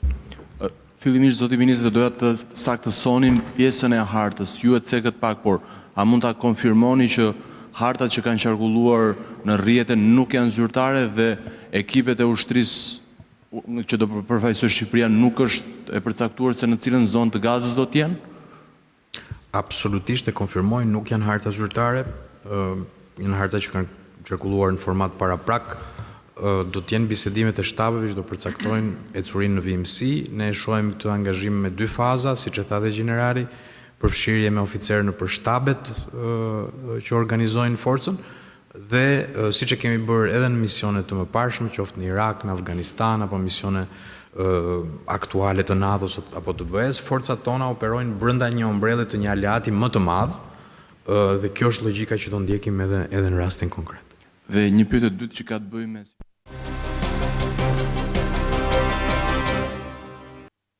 për operacione të caktuara nga ajri, por patjetër që këtë vit do kemi një numër më të madh mjetesh të angazhuara, helikopterësh të angazhuar në përpjekjet zjarfikse. Greta Bullari, televizioni ABC News. Zoti Ministër, vitin e ardhshëm Shqipëria do të mirëpres samitin e NATO-s, një ngjarje tejet e rëndësishme.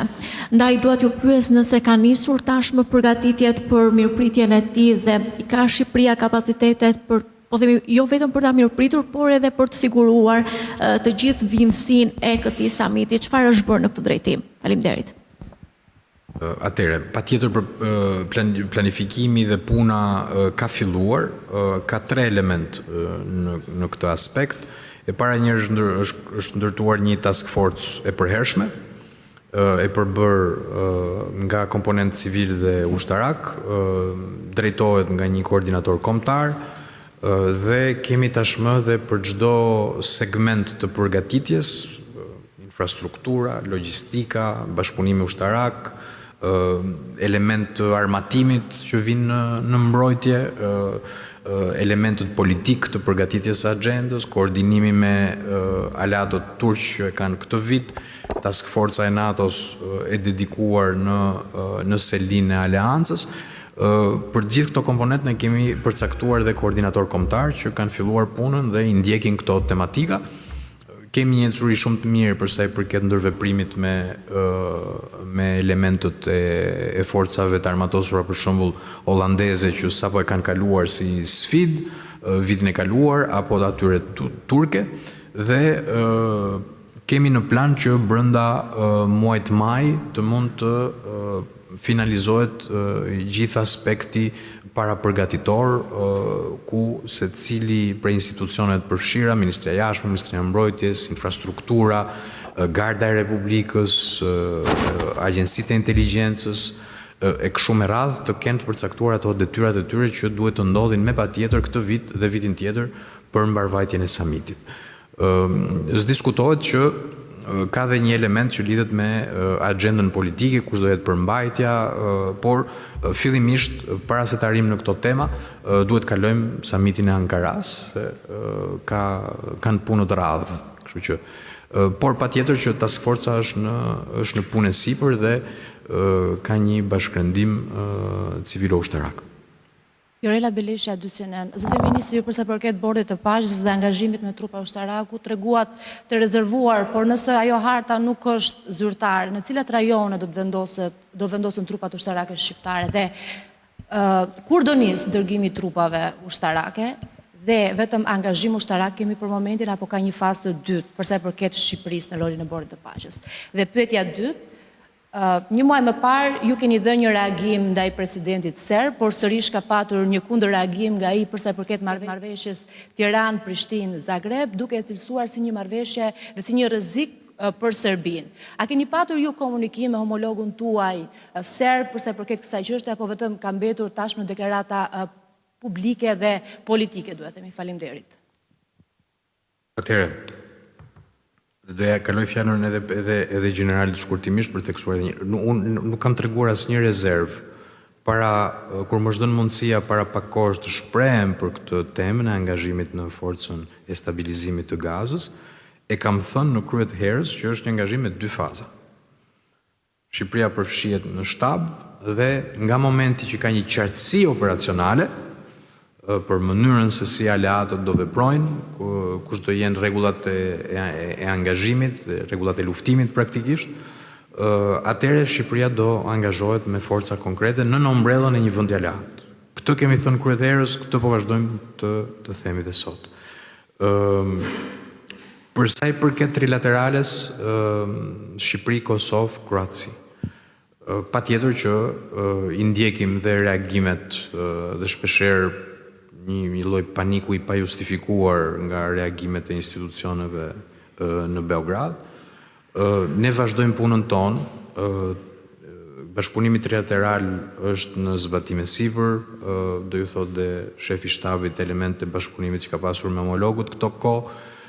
Bëm një takim me homologët e mbrojtjes në Myni për të përcaktuar hapa të tjerë që lidhen me prokurimet përbashkëta në fushën e mbrojtjes, sepse të treja vendet kanë nevoja të ngjashme dhe fuqizohemi duke u bërë bashkë për të pasur kontrata më të mira, më të lira, më në dobi të nevojave që kanë forcat tona.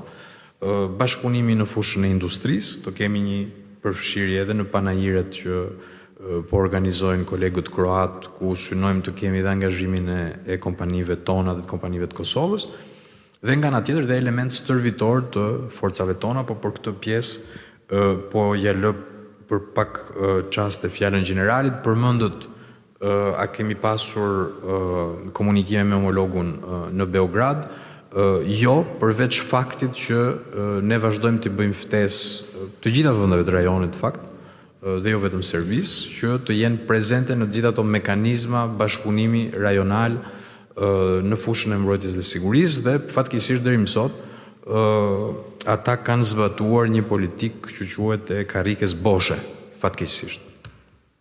General. Në lidhje me pyetjen e dytë, në Shkodër zhvilluar takimi ndërmjet tre shefave të shtabeve të Kroacisë, komandit FSK-s edhe të Shqipërisë. Jemi rikthyer sërish në studio, do të diskutojmë tani në lidhje me situatën e krijuar pas rishkitjes së dheut në aksin nga Librazhdi drejt Prenjasit, kur prej disa ditësh qarkullimi i automjeteve është i bllokuar dhe rruga alternative është nga Gramshi drejt Maliqit dhe Anasjeltas.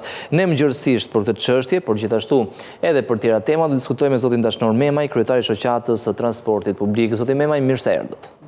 Përshëndetje, faleminderit. Kjo ngjarje ka krijuar probleme deri më tani, si e keni zgjidhur situatën? Padyshim që në fakt ditë e para ishin edhe më të ngarkuar edhe më stresuese për operatorët e transportit publik, sepse nuk ishte dhënë edhe një alternativë zgjidhje për rrugë alternative, nuk ishin rrugë të njohura, nuk ishin rrugë të rrahura më herët nga shoferët e transportit publik, duke qenë se transporti publik është më i ndryshëm edhe mjetet janë më të mëdha, autobusat. Oraret janë të përcaktuara, koha udhëtimit llogaritet në rrugët që bën dinti se kur nisesh, kur shkon afërsisht. Edhe ky ndryshim krijon një shqetësim. Ditët e para u bllokuan mjetet derisa u dha dhe njoftimin nga RSH që mjetet do të kalojnë me një itinerar tjetër, por itinerari tjetër që është e vërtet është më i vështirë për të përshkruar. Me shumë kthesa dhe dëshesa. Ajo rrugë është nisur për hidrocentralin në tepër? Padyshim nuk është një rrugë që i përshtatet në fakt edhe fluksit mjeteve të cilat u devijuan, dhe të para ishin edhe rrugë alternative në përfshatra që mungonte edhe sinjalistika, pastaj u sensibilizuan edhe njerëzit, edhe aktualisht po lëvizin vetëm ata që kanë të detyrueshme për të lëviz, edhe kanë punë se s'ban apo edhe për arsye shëndetësore janë edhe studentët. Rruga alternative për transportin publik padyshim që një kohë më gjatë për të shkuar në destinacion, krijon edhe kosto më të larta. Sigurisht. Është shtuar diku me një orë e pak me rrugën e vjetër. Për operatorët ka dhe një rënje të drastike të numrit udhëtarëve në këtë moment, sepse nuk e marrin guximin për të lëvizur. Ne edhe me operatorët e transportit turistik, me cilat kemi dhe marrëdhënie pune edhe janë pjesë edhe të shoqatës transportit publik, edhe ata kanë patur një frenim të madh të rezervimeve për në Korçë, për hotelet në Korçë, sepse Korça në këtë moment është edhe pikë synimi për turizmin, dhe më tash edhe periudha të ardha, fundjava është shumë e plotë, ka patur anullim rezervimesh për hotelet, pastaj zënxhirat të transportit që prek gjithë zënxhirin.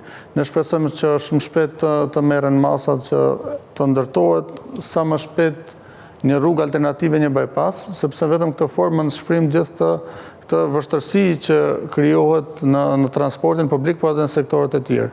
Ne pam dje mbledhjen e grupit punës për këtë pjesë në konferencë që thanë do të merren masat sa më shpejt të jetë mundshme që të krijohet edhe një lëvizshmëri e rrjedhshme.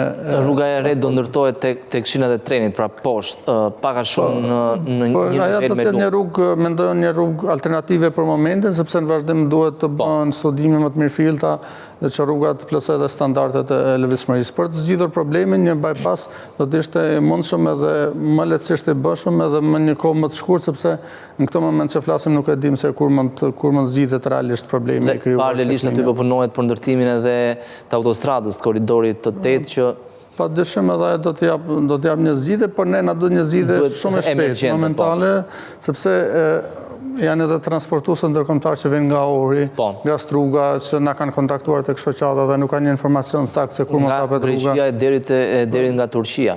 Padyshim, po marrim transportin e udhëtarëve, e cili funksionon si linja gati të rregullta me 5-6 orare në ditë, që i lidh puna, i lidh marrëdhënie biznesit, lidh arsyet shëndetësore e tjerë, dhe ato janë të paqartë për lëvizshmërinë. Aktualisht është zgjetur zgjidhja Elbasan, Cerrik, Gramsh, Maliq, nga Maliqi kthehen për Gradec ato që janë për Gradec dhe pastaj të tjerët për Korçë.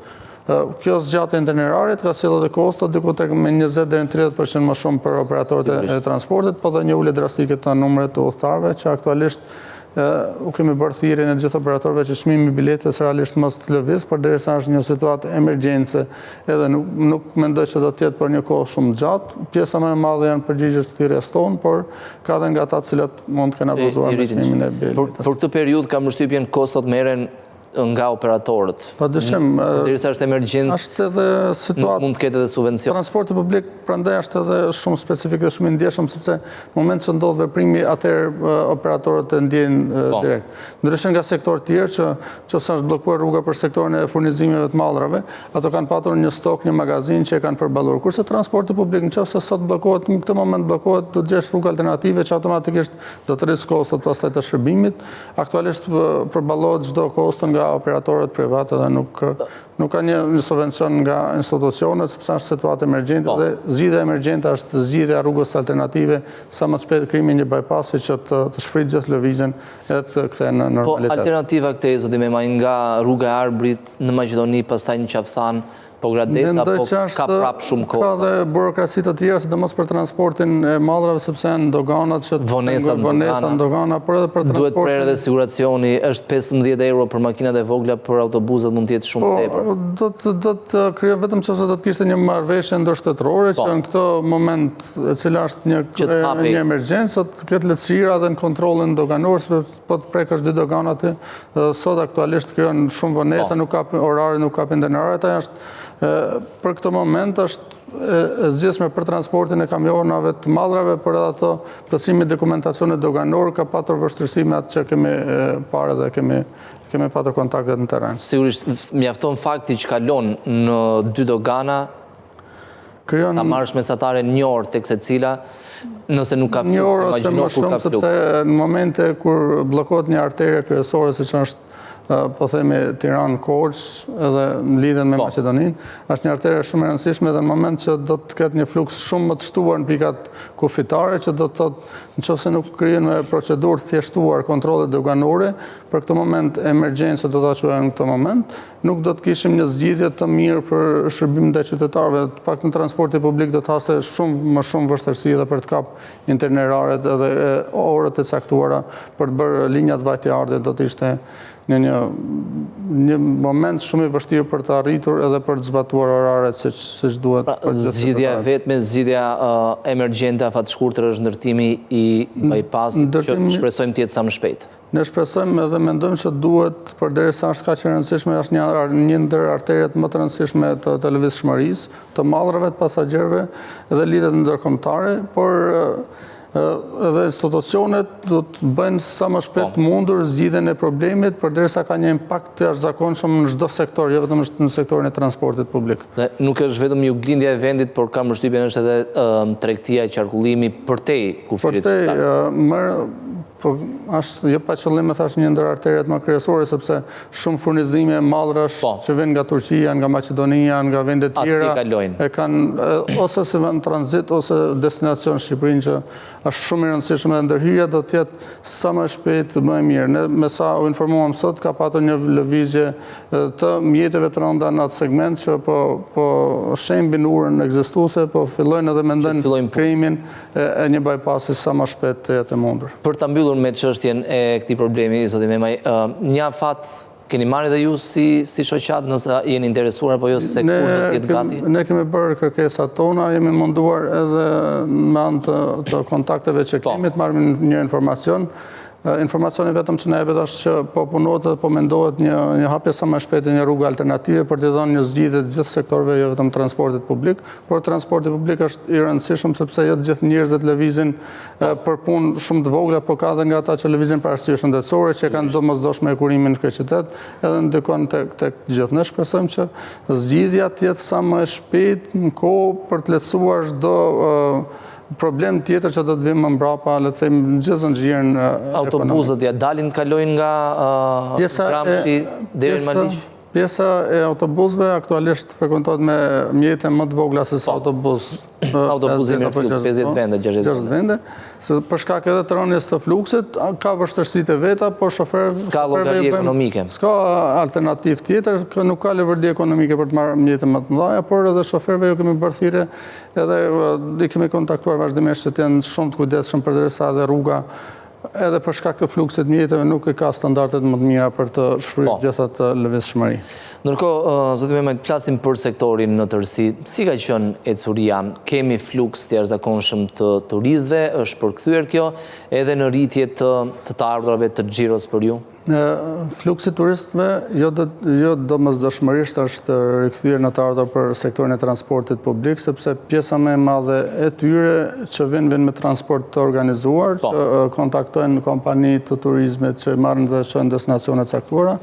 Ka dhe është pjesa më e madhe, edhe një pjesë shumë e madhe e tyre përdorin edhe makinat të cilat janë me qira.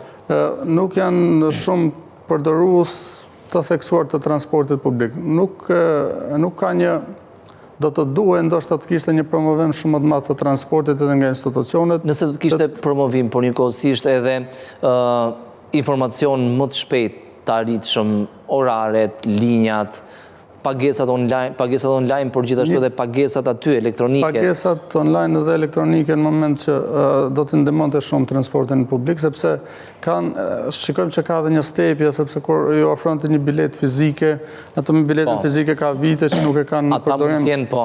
Edhe mendojnë edhe me drejt që mund të ketë një abuzim, prandaj një zgjidhja që do t'i ratonte në aspektin e mendimeve negative që mund të ketë abuzim, do të ishte zgjidhja e një pagese elektronike të fiskalizuar që me kartë, siç bën në çdo vend botës, ta bëjnë edhe këtu. Kjo është e thjeshtë bëhet? Është shumë e thjeshtë për të bërë. Fazat e para kanë mbaruar, le të themi, për krijimin e transportit edhe azhonimin e linjeve, sidomos qytetëse në kohë reale ne shikojmë, por duhen edhe zgjidhje të tjera infrastrukturore.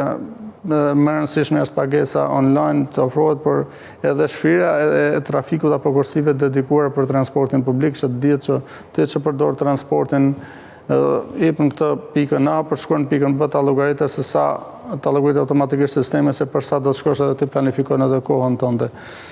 Mendoj që transporti urban është më i përdorshëm nga turistët se sa transporti ndërqytetës. Në transportin ndërqytetës oraret dhe itinerarët duhet të jenë më stabile dhe më të rregulta nga operatorët, që të ofrojnë edhe një shërbim më të mirë turistëve, që dihet që turisti rezervon një bilet, do të shkojë po në atë orar edhe në orën e paracaktuar në destinacion. Kurse në transportin urban është i përdorshëm, duke qenë se ne kemi vetëm transport urban me autobus, nuk kanë alternativë tjetër për të lëvizur në qytet. Ato taksia mendoj që është me një kosto më të madhe dhe duke qenë se transporti publik aktualisht është një ndër më të lirë, jo më i lirë në Europë dhe në vende tjera, ju ofron shumë kushte të mira për të lëvizur nga pika në qytet, pavarësisht se ka një trafik të rënduar, vetëm në segmentet cilat ka kursi dedikuara, është e zgjidhshme dhe kemi parë që ku ka një kursi dedikuar, autobusi ecë më shpejt se makinat e vogla dhe ofrohet një shërbim më mirë. Edhe ato kursi her pas here bllokohen nga parkimet. Si kemi diskutuar janë kursit cilat blokohen nga njerëz edhe nga qytetarët pa ndërgjegjshëm të quaja, sepse janë një kursi emergjente që nuk i shërben veç autobusit, po i shërben edhe zgjatëfiqes, i shërben edhe ambulancës, që do të thotë 1 minutë më shpejt për shkuar në spital një pacient që është i smur, shanse më shumë për të shpëtuar. Dhe ne do të ndërgjegjësohemi, krahas kësaj do të ketë edhe një ndryshim të masave të penaliteteve për përdorësit e makinave personale, se nëse ti nuk do të sensibilizohesh vetë si qytetar, automatikisht do të kalosh siç e ka gjithë bota, që nëse ti parkon në një vend ku nuk është e lejuar, gjoba është shumë më e madhe se sa rruga jote ditore dhe do të mendosh dy herë që parkosh apo mos parkosh. Shkurtimisht edhe një pyetje të fundit, zoti Memaj, në lidhje me pagesat elektronike, përfshiheni ju tek ky plan i qeverisë shqiptare për të pajisur me POS-e? Është bërë një njoftim, në fakt nuk kemi patur takime për të diskutuar se si do funksionojë, është bërë një njoftim. Fati fundit është muaji fillimi qershorit, fundi maj.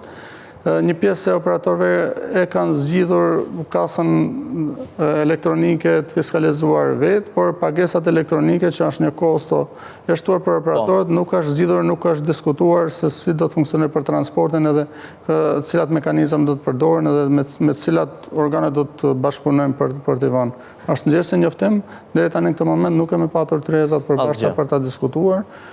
Ne shpresojmë që mos ngjelë projekte të tjera të cilat thuhet vetë afati kohor dhe pastaj ngjes, por shumë arsye të tjera. Siç është edhe bileta elektronike që ka ngjesur që nga viti 2023. Të shpresojmë. Zoti Memaj, faleminderit që ishit në studio. Faleminderit ju. Do diskutojmë tani edhe në lidhje me përfitimet, por njëkohësisht edhe kërcënimet që vijnë nga inteligjenca artificiale, jo vetëm për ekonominë tonë, por njëkohësisht për ekonominë globale, sepse gjithmonë më shumë po bëhet një trend global. Më gjërësisht do diskutojmë me zotin Elton Domnori, ekspert IT përgjegjës i Departamentit Inxhinierisë Kompjuterike në Universitetin Metropolitan Tirana. Përshëndetje, mirë se erdhët. Mirë se gjej, faleminderit për ftesën. Pyetja kryesore sot, në mbar botën, inteligjenca artificiale krijon më shumë mundësi, apo ka njëkohësisht edhe kërcënime, nëse mund t'i quajmë kështu, gjithmonë për vendet e punës? Të dyja ecin në formë paralele. Normalisht, inteligjenca artificiale ka edhe një revolucion tashmë të radhës në industri, ku deri dje kishim automatizimin, dhe kryesisht automatizimin pasi të diktuar nga operatori, pra ishte operatori që vendose se cili proces pune do ekzekutohej, dhe ky proces ishte i automatizuar. Tani ka ardhur rradha që edhe ky operator që merr vendimin mbi tipologjinë e procesit të zvendësohet nga një kompjuter, i cili do marrë vendimin se çfarë të bëjë në gjithë procesin e punës, kryesisht në industri. Tani, normalisht, inteligjenca artificiale së fundmi ka nxjerrë edhe teknika, modalitete të reja, duke rritë edhe cilësinë, qoftë të prodhimit në industri, qoftë të shërbimeve në fushën e teknologjisë, pra i ka dhënë edhe një rritje të cilësisë së shërbimeve që ofrohen. Edhe në mjekësi ka një ndryshim goxha të madh së fundmi, edhe qoftë për detektimin e smundjeve, për punimin për shembull të radiografive, që është më gjithësisht e përkrahur tani, por edhe për detektimin e smundjeve të tjera nga analizat. Kështu që gjithmonë e më tepër... Në çdo fush po shfaqet. Gjithmonë e më e gjerë është përfshirja e teknikave të ndryshme të inteligjencës artificiale, sipas tipologjisë, sepse kur themi inteligjencë artificiale në të vërtetë nga ana teknike përfshijim një botë shumë të gjerë, edhe të ndryshme me njëra tjetrën, por ne i fusim në këtë shportën e madhe që e quajmë AI. Po ne gjithsesi ne dim si ta përdorim, ose cila është fasha që ne e përdorim, që ne konsiderojmë inteligjencë artificiale. Shpeshherë mjafton të pyesësh ChatGPT me një pyetje të thjeshtë dhe e përdore, por kam shtypjen nuk është kështu. Ne jemi më së shumti paktën në tregun shqiptar, më së shumti jemi në përdorues dhe jo tamam shfrytzues të inteligjencës artificiale, sepse shfrytzues do të thotë që ne vetë të krijojmë disa shërbime specifike që mund t'i integrojmë në punën tonë. Për tregun shqiptar është pak AI kryesisht përdoret për të krijuar content, qoftë grafik, qoftë tekstual, për të bërë raporte, për të bërë disa statistika. Megjithëse unë shoh pak me skepticizëm për kontekstin e Shqipërisë, sepse për të krijuar një raport, për të krijuar një analizë duhen të dhëna. Në Shqipëri kjo ide open data ka nisur për vitesh, por nuk është se është përkrahur gjërësisht. Pra, nëse unë dua të analizoj nëse një investim X është i volitshëm në Shqipëri, kam nevojë që të kem informacione qoftë nga Instati, qoftë nga institucione të ndryshme, të dhëna që ti përpunoj dhe të dalë pastaj një përfundim. Në Shqipëri fatkeqësisht të dhëna publike nuk janë të shumtë dhe analizat mirëfillta janë të vështira për t'u bërë, sepse edhe individi duhet të trokas derë më derë për të marrë informacion. Në web është shumë vështirë të gjesh diçka publike, Tani, këto mekanizmat AI normalisht mbledh informacion nga webi, nuk mund të aksesojnë. Kërkojnë në web, edhe mund të orientosh ku të kërkoj. Por, në qoftë se ne, për kontekstin e Shqipërisë, informacioni nuk është kaq i pasur dhe analizat duhet të varfër, kështu që edhe shfrytëzimi nuk duhet maksimal. Po bizneset në anën tjetër po e përdorin brenda kompanive të tyre për të ofruar një shërbim më të thjeshtë për shembull. Chatbotet edhe mund të ketë shumë. Chatboti është një nga format për t'i dhënë një shërbim dhe për të zëvendësu ato asistentin fizik, pra duke zëvendësu me një asistent virtual. Kryesisht janë kompanitë e mëdha që kanë integruar disa aplikacione kryesisht nga mbase, shpeshherë nga kompanitë mëdha, pra janë dek të kompanive të mëdha, që po përkrahin tani qoftë bankat, qoftë kompanitë të telekomunikacionit, për aspektet e sigurisë, për bankat mund të përdorin për analizën e dhënave. Pra, po përdoret, po shoh pak diçka të prodhuar nga ne me originalitetin tonë. Kryesisht janë aplikacione, sisteme që përdoren nga kompani kryesisht ndërkombëtare që edhe ne po i përdorim. Duhet t'i besojmë realisht, apo ose më saktë duhet verifikojmë shumë mirë atë informacion që i japim në mënyrë që rezultati pastaj të jetë i besueshëm, apo gjithmonë duhet bëjmë verifikime? Tani, unë jam gjithmonë me idenë që kryesisht këto mekanizmat, kur na ofrojnë informacion, ne duhet i marrim si piknisje për të bërë një hetim tonin. Pra, një informacion të shpejt, dikur kemi pas Wikipedian, që e dinim që nuk ishte një informacion 100% i saktë. Por i besonim prapë. Ose ishte pika e nisjes. E kishim si formë për të marrë diçka të shpejt dhe mbas një piknisje pastaj për të hulumtuar, sepse procesi i të kërkuarit në Google është pak amerikanët thënë time consuming, pra konsumon kohë, do lexosh shumë faqe, të kesh diçka të përmbledhur do kohë. Kështu që këto mekanizma janë të mirë për të marrë një informacion fillestar, përmbledhës, dhe ku ne do ishte mirë që të hulumtojmë më gjërësisht, të lexojmë vetë disa dokumenta për të pa dhe saktësinë e përmbajtjes dhe të analizës që i bëhet. Pra mos t'i besojmë qorrëzi. Është tendencë, marrë ChatGPT që është njërë më të përdorur, po nuk është e vetmja, që e ka thënë ChatGPT dhe mbaroi. Do të thënë kjo është e vërtetë absolute. Nëse mund të shtosh edhe një pyetje, atë përgjigjen e parë prapë modifikon edhe ChatGPT-ja, kështu që nuk është final, përfundimtar ai rezultati i parë. Meqense përmendët pikërisht Wikipedian, për shkak të problemeve të mëdha që ka pasur, inteligjenca artificiale ka nxjerrë alternativën, është Grokpedia e Elon Musk, që synon të korrigjojë gjitha ato gabime që ka pasur Wikipedia. Pra edhe në këtë rast, inteligjenca artificiale po përmirëson për mirë. Problemi i këtyre mekanizmave të inteligjencës artificiale, praktikisht janë mbledhje informacione dhe i përpunojnë. Pra përdorin atë që quhet natural language processing, pra procesimi i gjuhës së folur. E gjithë çështja është nga vjen burimi. Burimi vjen nga webi, nga faqja në web. A janë 100% të besueshme informacionet që marrin nga webi? Jo. Prej kohësh bëhet, besoj edhe media ka për zemër këtë fact-checking, pra kontrolli i fakteve, vërtetësisë, luftimi fake news. Është një sfidë çfarë është fake, pra gënjeshtë, dhe çfarë është genuine. Asnjë sistem inteligjent nuk do jetë në gjendje që ta etiketoj ose ta ndaj çfarë vërtet është, sepse edhe me ChatGPT, po e përmendim shpesh, sepse është përdorur gjithsesi, janë bërë eksperimente të tipit pyetja, e njëjta pyetje për një kontekst pak ndryshe dhe përgjigjja ka qenë goxha ndryshe. Tani edhe ajo mëson me kalimin e kohës, përmirësohet. ChatGPT-ja pak në mesazh deklaruar nuk ndryshon me të paktën në bërtham, pra në chatin me individin e ndryshon sjelljen, po nuk e ndryshon në tërësi, sepse kanë frikë që masivisht njerëzit mund të diktojnë, pra nëse shumë njerëz do thonë jo, kjo s'është vërtet, po është kjo tjetra vërtet, do alteronin pak perceptimin nëse njohurin e sistemit. Kjo me sa dion nuk është leju, pikrish për të tutelu pak edhe atë që që knowledge base, pra bazën e njohurisë së sistemit. Pra ajo merr ekskluzivisht në dialogun direkt, ajo korrigjohet, po thotë, po ke të drejtë, por që nuk e përthith këtë njohuri që ta bëjt vetën dhe ta përdor për ka përvonë. vetëm në komunikimin personal me atë individ që ka krijuar atë profil?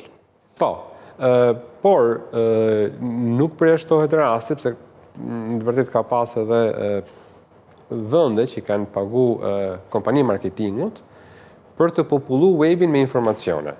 Po. Të një lloj tipologjie, siç mund të bëjmë edhe ne për Shqipërinë. Pra, të paguajmë agjenci, lajme, tjerë, që në media të ndryshme ta bombardojmë webin me informacione pozitive për Shqipërinë. Dhe ChatGPT normalisht i marrin këto informacione dhe pozitive. Po, ky informacion mund të jetë pak i pilotuar, nuk është e vërtetë absolute. Kështu që çështja e vërtetës është shumë relative. Edhe në këtë rast. Ndërkohë Shqipëria, të rinë tanë, si po i përafrohen inteligjencë artificiale? Po përfitojnë paktën të kenë një vend pune, sepse gjithë thonë do jetë e ardhmja. Të rinjt aktualisht janë më së shumti ato përdoruesit e shpejt për të marrë informacion. Janë më pak personat që po e studiojnë teknikat e inteligjencës artificiale për t'i përdorur për vendet e punës. Kjo edhe për faktin që tregu jo nuk është akoma mbase gati për të zhvilluar diçka në vend. Shumë kompani kryesisht software janë degëzime të kompanive të huaja, ato më të mëdhajat, më serioze. Po e përdor këtë term. Kanë tregun, kanë tjetër klient dhe ato thjesht punojnë në Shqipëri për klient të huaj. Her pas heret ka, për shembull tek pjesa e zhvillimit, po mundohen që ta përdorin për të zhvilluar qoftë software, qoftë element grafik, faqe webit, për ta përshpejtuar pak edhe zhvillimin për shembull të aplikacioneve.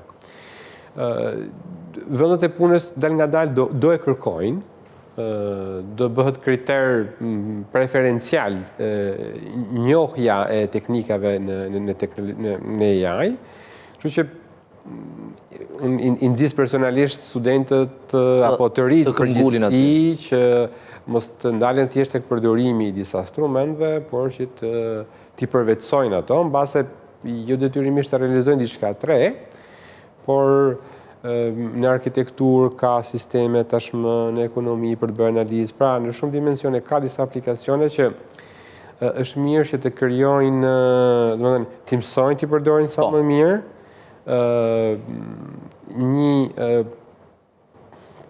nuk e quaj dot zanat, po njohuri që është mirë të kenë, të shkruarit të prompteve në mënyrë profesionale. Madje kanë shkuar deri në nivelin e inxhinierit të prompteve, prompt inxhinierin. Saktësia dhe qartësia e promptit dikton cilësinë e produktit. Pra, i gjithë çështja është prompti? Lët një rol shumë relevant, forma se si përcillet përshkrimi në mënyrë që makinat ta kuptojnë sa më mirë. Dhe çfarë profesionesh të reja po lindin pikërisht nga inteligjenca artificiale? Një e përmendëm, prompt engineering. Profesionet të reja kryesisht janë optimizimi i profesioneve ekzistuese. Sepse përmenda parë të content creator, kur bëjnë reklama ose ikona për faqe web. Është përditësim i profesionit. Është niveli 2 apo 3. Është një nivel më i avancuar, më i lehtësuar, sepse nga ana grafike shumë gjëra, qoftë imazhe, qoftë edhe video të shkurta, prodhohen me Dhe prodhohen aq mirë sa që si dallon dot. Persona që kanë ato kanale, qoftë në YouTube, qoftë në TikTok, që duan të përsëritin një informacion dhe atë videon që e shoqëron informacionin kryesisht e prodhon me AI. Pra nuk ka nevojë për një person që është pak humbje e vendit të punës. Por inteligjenca e bën. Po, të krijon disa mjete automatike dhe lind më pak nevoja disa kualifikimeve.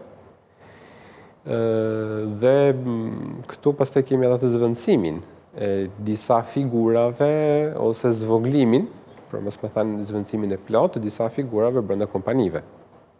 Është proces në gjithmonë që ka pasur revolucione të tilla, shumë vende pune janë mbyllur, shumë tjera janë hapur. Është proces i shoqërisë tonë. Kam përshtypjen. Në çdo revolucion ka pas, do të qenë revolucionin e parë, thuhej që punëtorët prishin makina sepse do linin pa punë, por kjo nuk e ndali revolucionin dhe kjo nuk krijoi atë hendekun që mendohej që njerëzit do ngelin pa punë. Dhe patën më shumë të ardhur. Tani gjithmonë puna do jetë nga punë manuale në një punë pak më profesionale, teknike, edhe në industri. Është vërtet që do ketë automatizim, por do ketë edhe mirëmbajtje. Pajisjet janë gjithsesi pajisje mekanike, elektronike, prishen, do të mirëmbajt, pra nuk është ai punëtori që fizikisht do saldojnë apo, por do jetë ai punëtori që do mirëmbajnë makinën që bën saldimin apo asemblimin.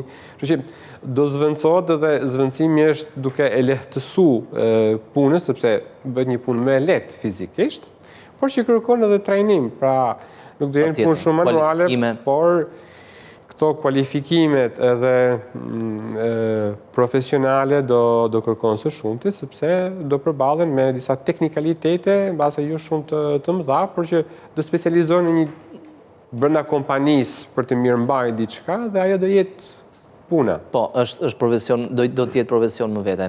Shqipëria si vend duhet fokusohet, ne kam përshtypjen do jemi përdorues, do jemi përdorues të inteligjencës artificiale.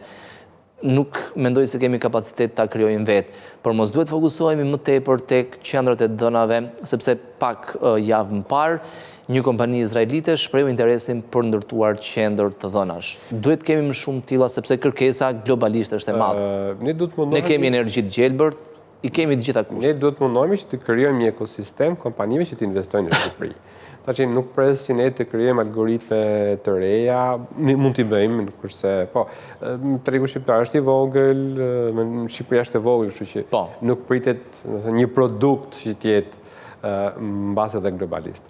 Por që të jemi përdorues dhe kompanit të joshen që të investojnë në Shqipëri, qoftë me data center, se data center është fizikisht një infrastrukturë ku do ruhen të dhëna, por do kërkojnë edhe persona që të përdorin mekanizmat e analizimit dënave, do kërkojnë persona që të mirëmbajnë aspektin e sigurisë, ekspert sigurie, kërkojnë persona teknik, kështu që ne duhet investojmë... Është mirë që këta persona ti formojmë këtu. Ti kualifikojmë dhe tregu ndërkombëtar ta shoh Shqipërinë si potencial për të investuar, sepse ka një fuqi punëtore në disa dimensione, në disa aspekte, dhe mund ta gjejë ekosistemin e përshtatshëm për një bashkësi kompetencash, në mos ketë nevojë që ndërtoj në Shqipëri, po duhet të thras një ekspert X her pas here ta sjell me avion në Shqipëri për një qoftë defekt, apo qoftë mirëmbajtje, apo qoftë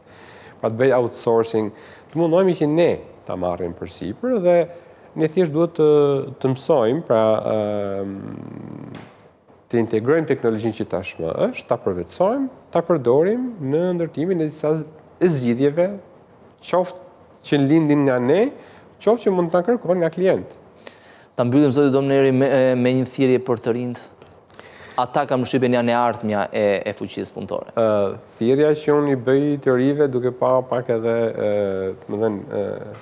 këtë kontaktin me rinis, student, fëmijët e mi, është që së pari këtyne mekanizmeve të AI mos ta marrin të mirëqenë si të vërtet të pa diskutueshme, por gjithmonë të vënë s'po them në dyshim, por që të hulumtojnë mbi gjëra dhe atë mekanizmin kritik që e ka qenia njerëzore, mos ta anashkalojnë. Dhe tashmë përderisa AI po bëhet një instrument de facto dhe i kërkuar në shumë dimensione, në teknologjia, se shohim edhe nga gjimnazet, gjithmonë më tepër kur bëhet ai formulari i plotësimit, informatika, teknologjia, po ja kalon edhe mjekësisë. Po preferojnë? Në preferencë. AI është një instrument që do duhet, kështu që i ftoj gjërësisht që të bëhen edhe ta studiojnë në mënyrë që i fitojnë kompetenca që t'jenë të voliqëm, jo vetëm tregun shqiptar, për në tregun global. Mund të punojnë outsourcing, mund të punojnë nga Shqipëria për cilin do vend të botës. Kështu që nuk ka nevojë që edhe detyrimisht të sjellim investitorët këtu, por ne mund të punojmë remote, pra nga Shqipëria për një vend larg shumë lehtë. Me pagë më të lartë dhe me shpenzime më të ulta në Shqipëri. Po, edhe përveç edhe shpenzime, po është edhe aspekti social. Po, patjetër. Pra, jemi pranë familjes, pranë miqve, se duhet të emigrojmë për arsye ekonomike, kur mos jemi ne që shkojmë tek leku, po të tjek leku që vjen tek ne. Zoti Domnori, ju falenderoj për gjitha sqarimet, thirrjet, mendimet e dhëna në studio. Ky ishte edhe informacioni përgatitur për ditën e sotme në Skan Live. Do të rishihemi sërish nesër si gjithmonë në orën 9:30. Deri atëherë, mirupafshim.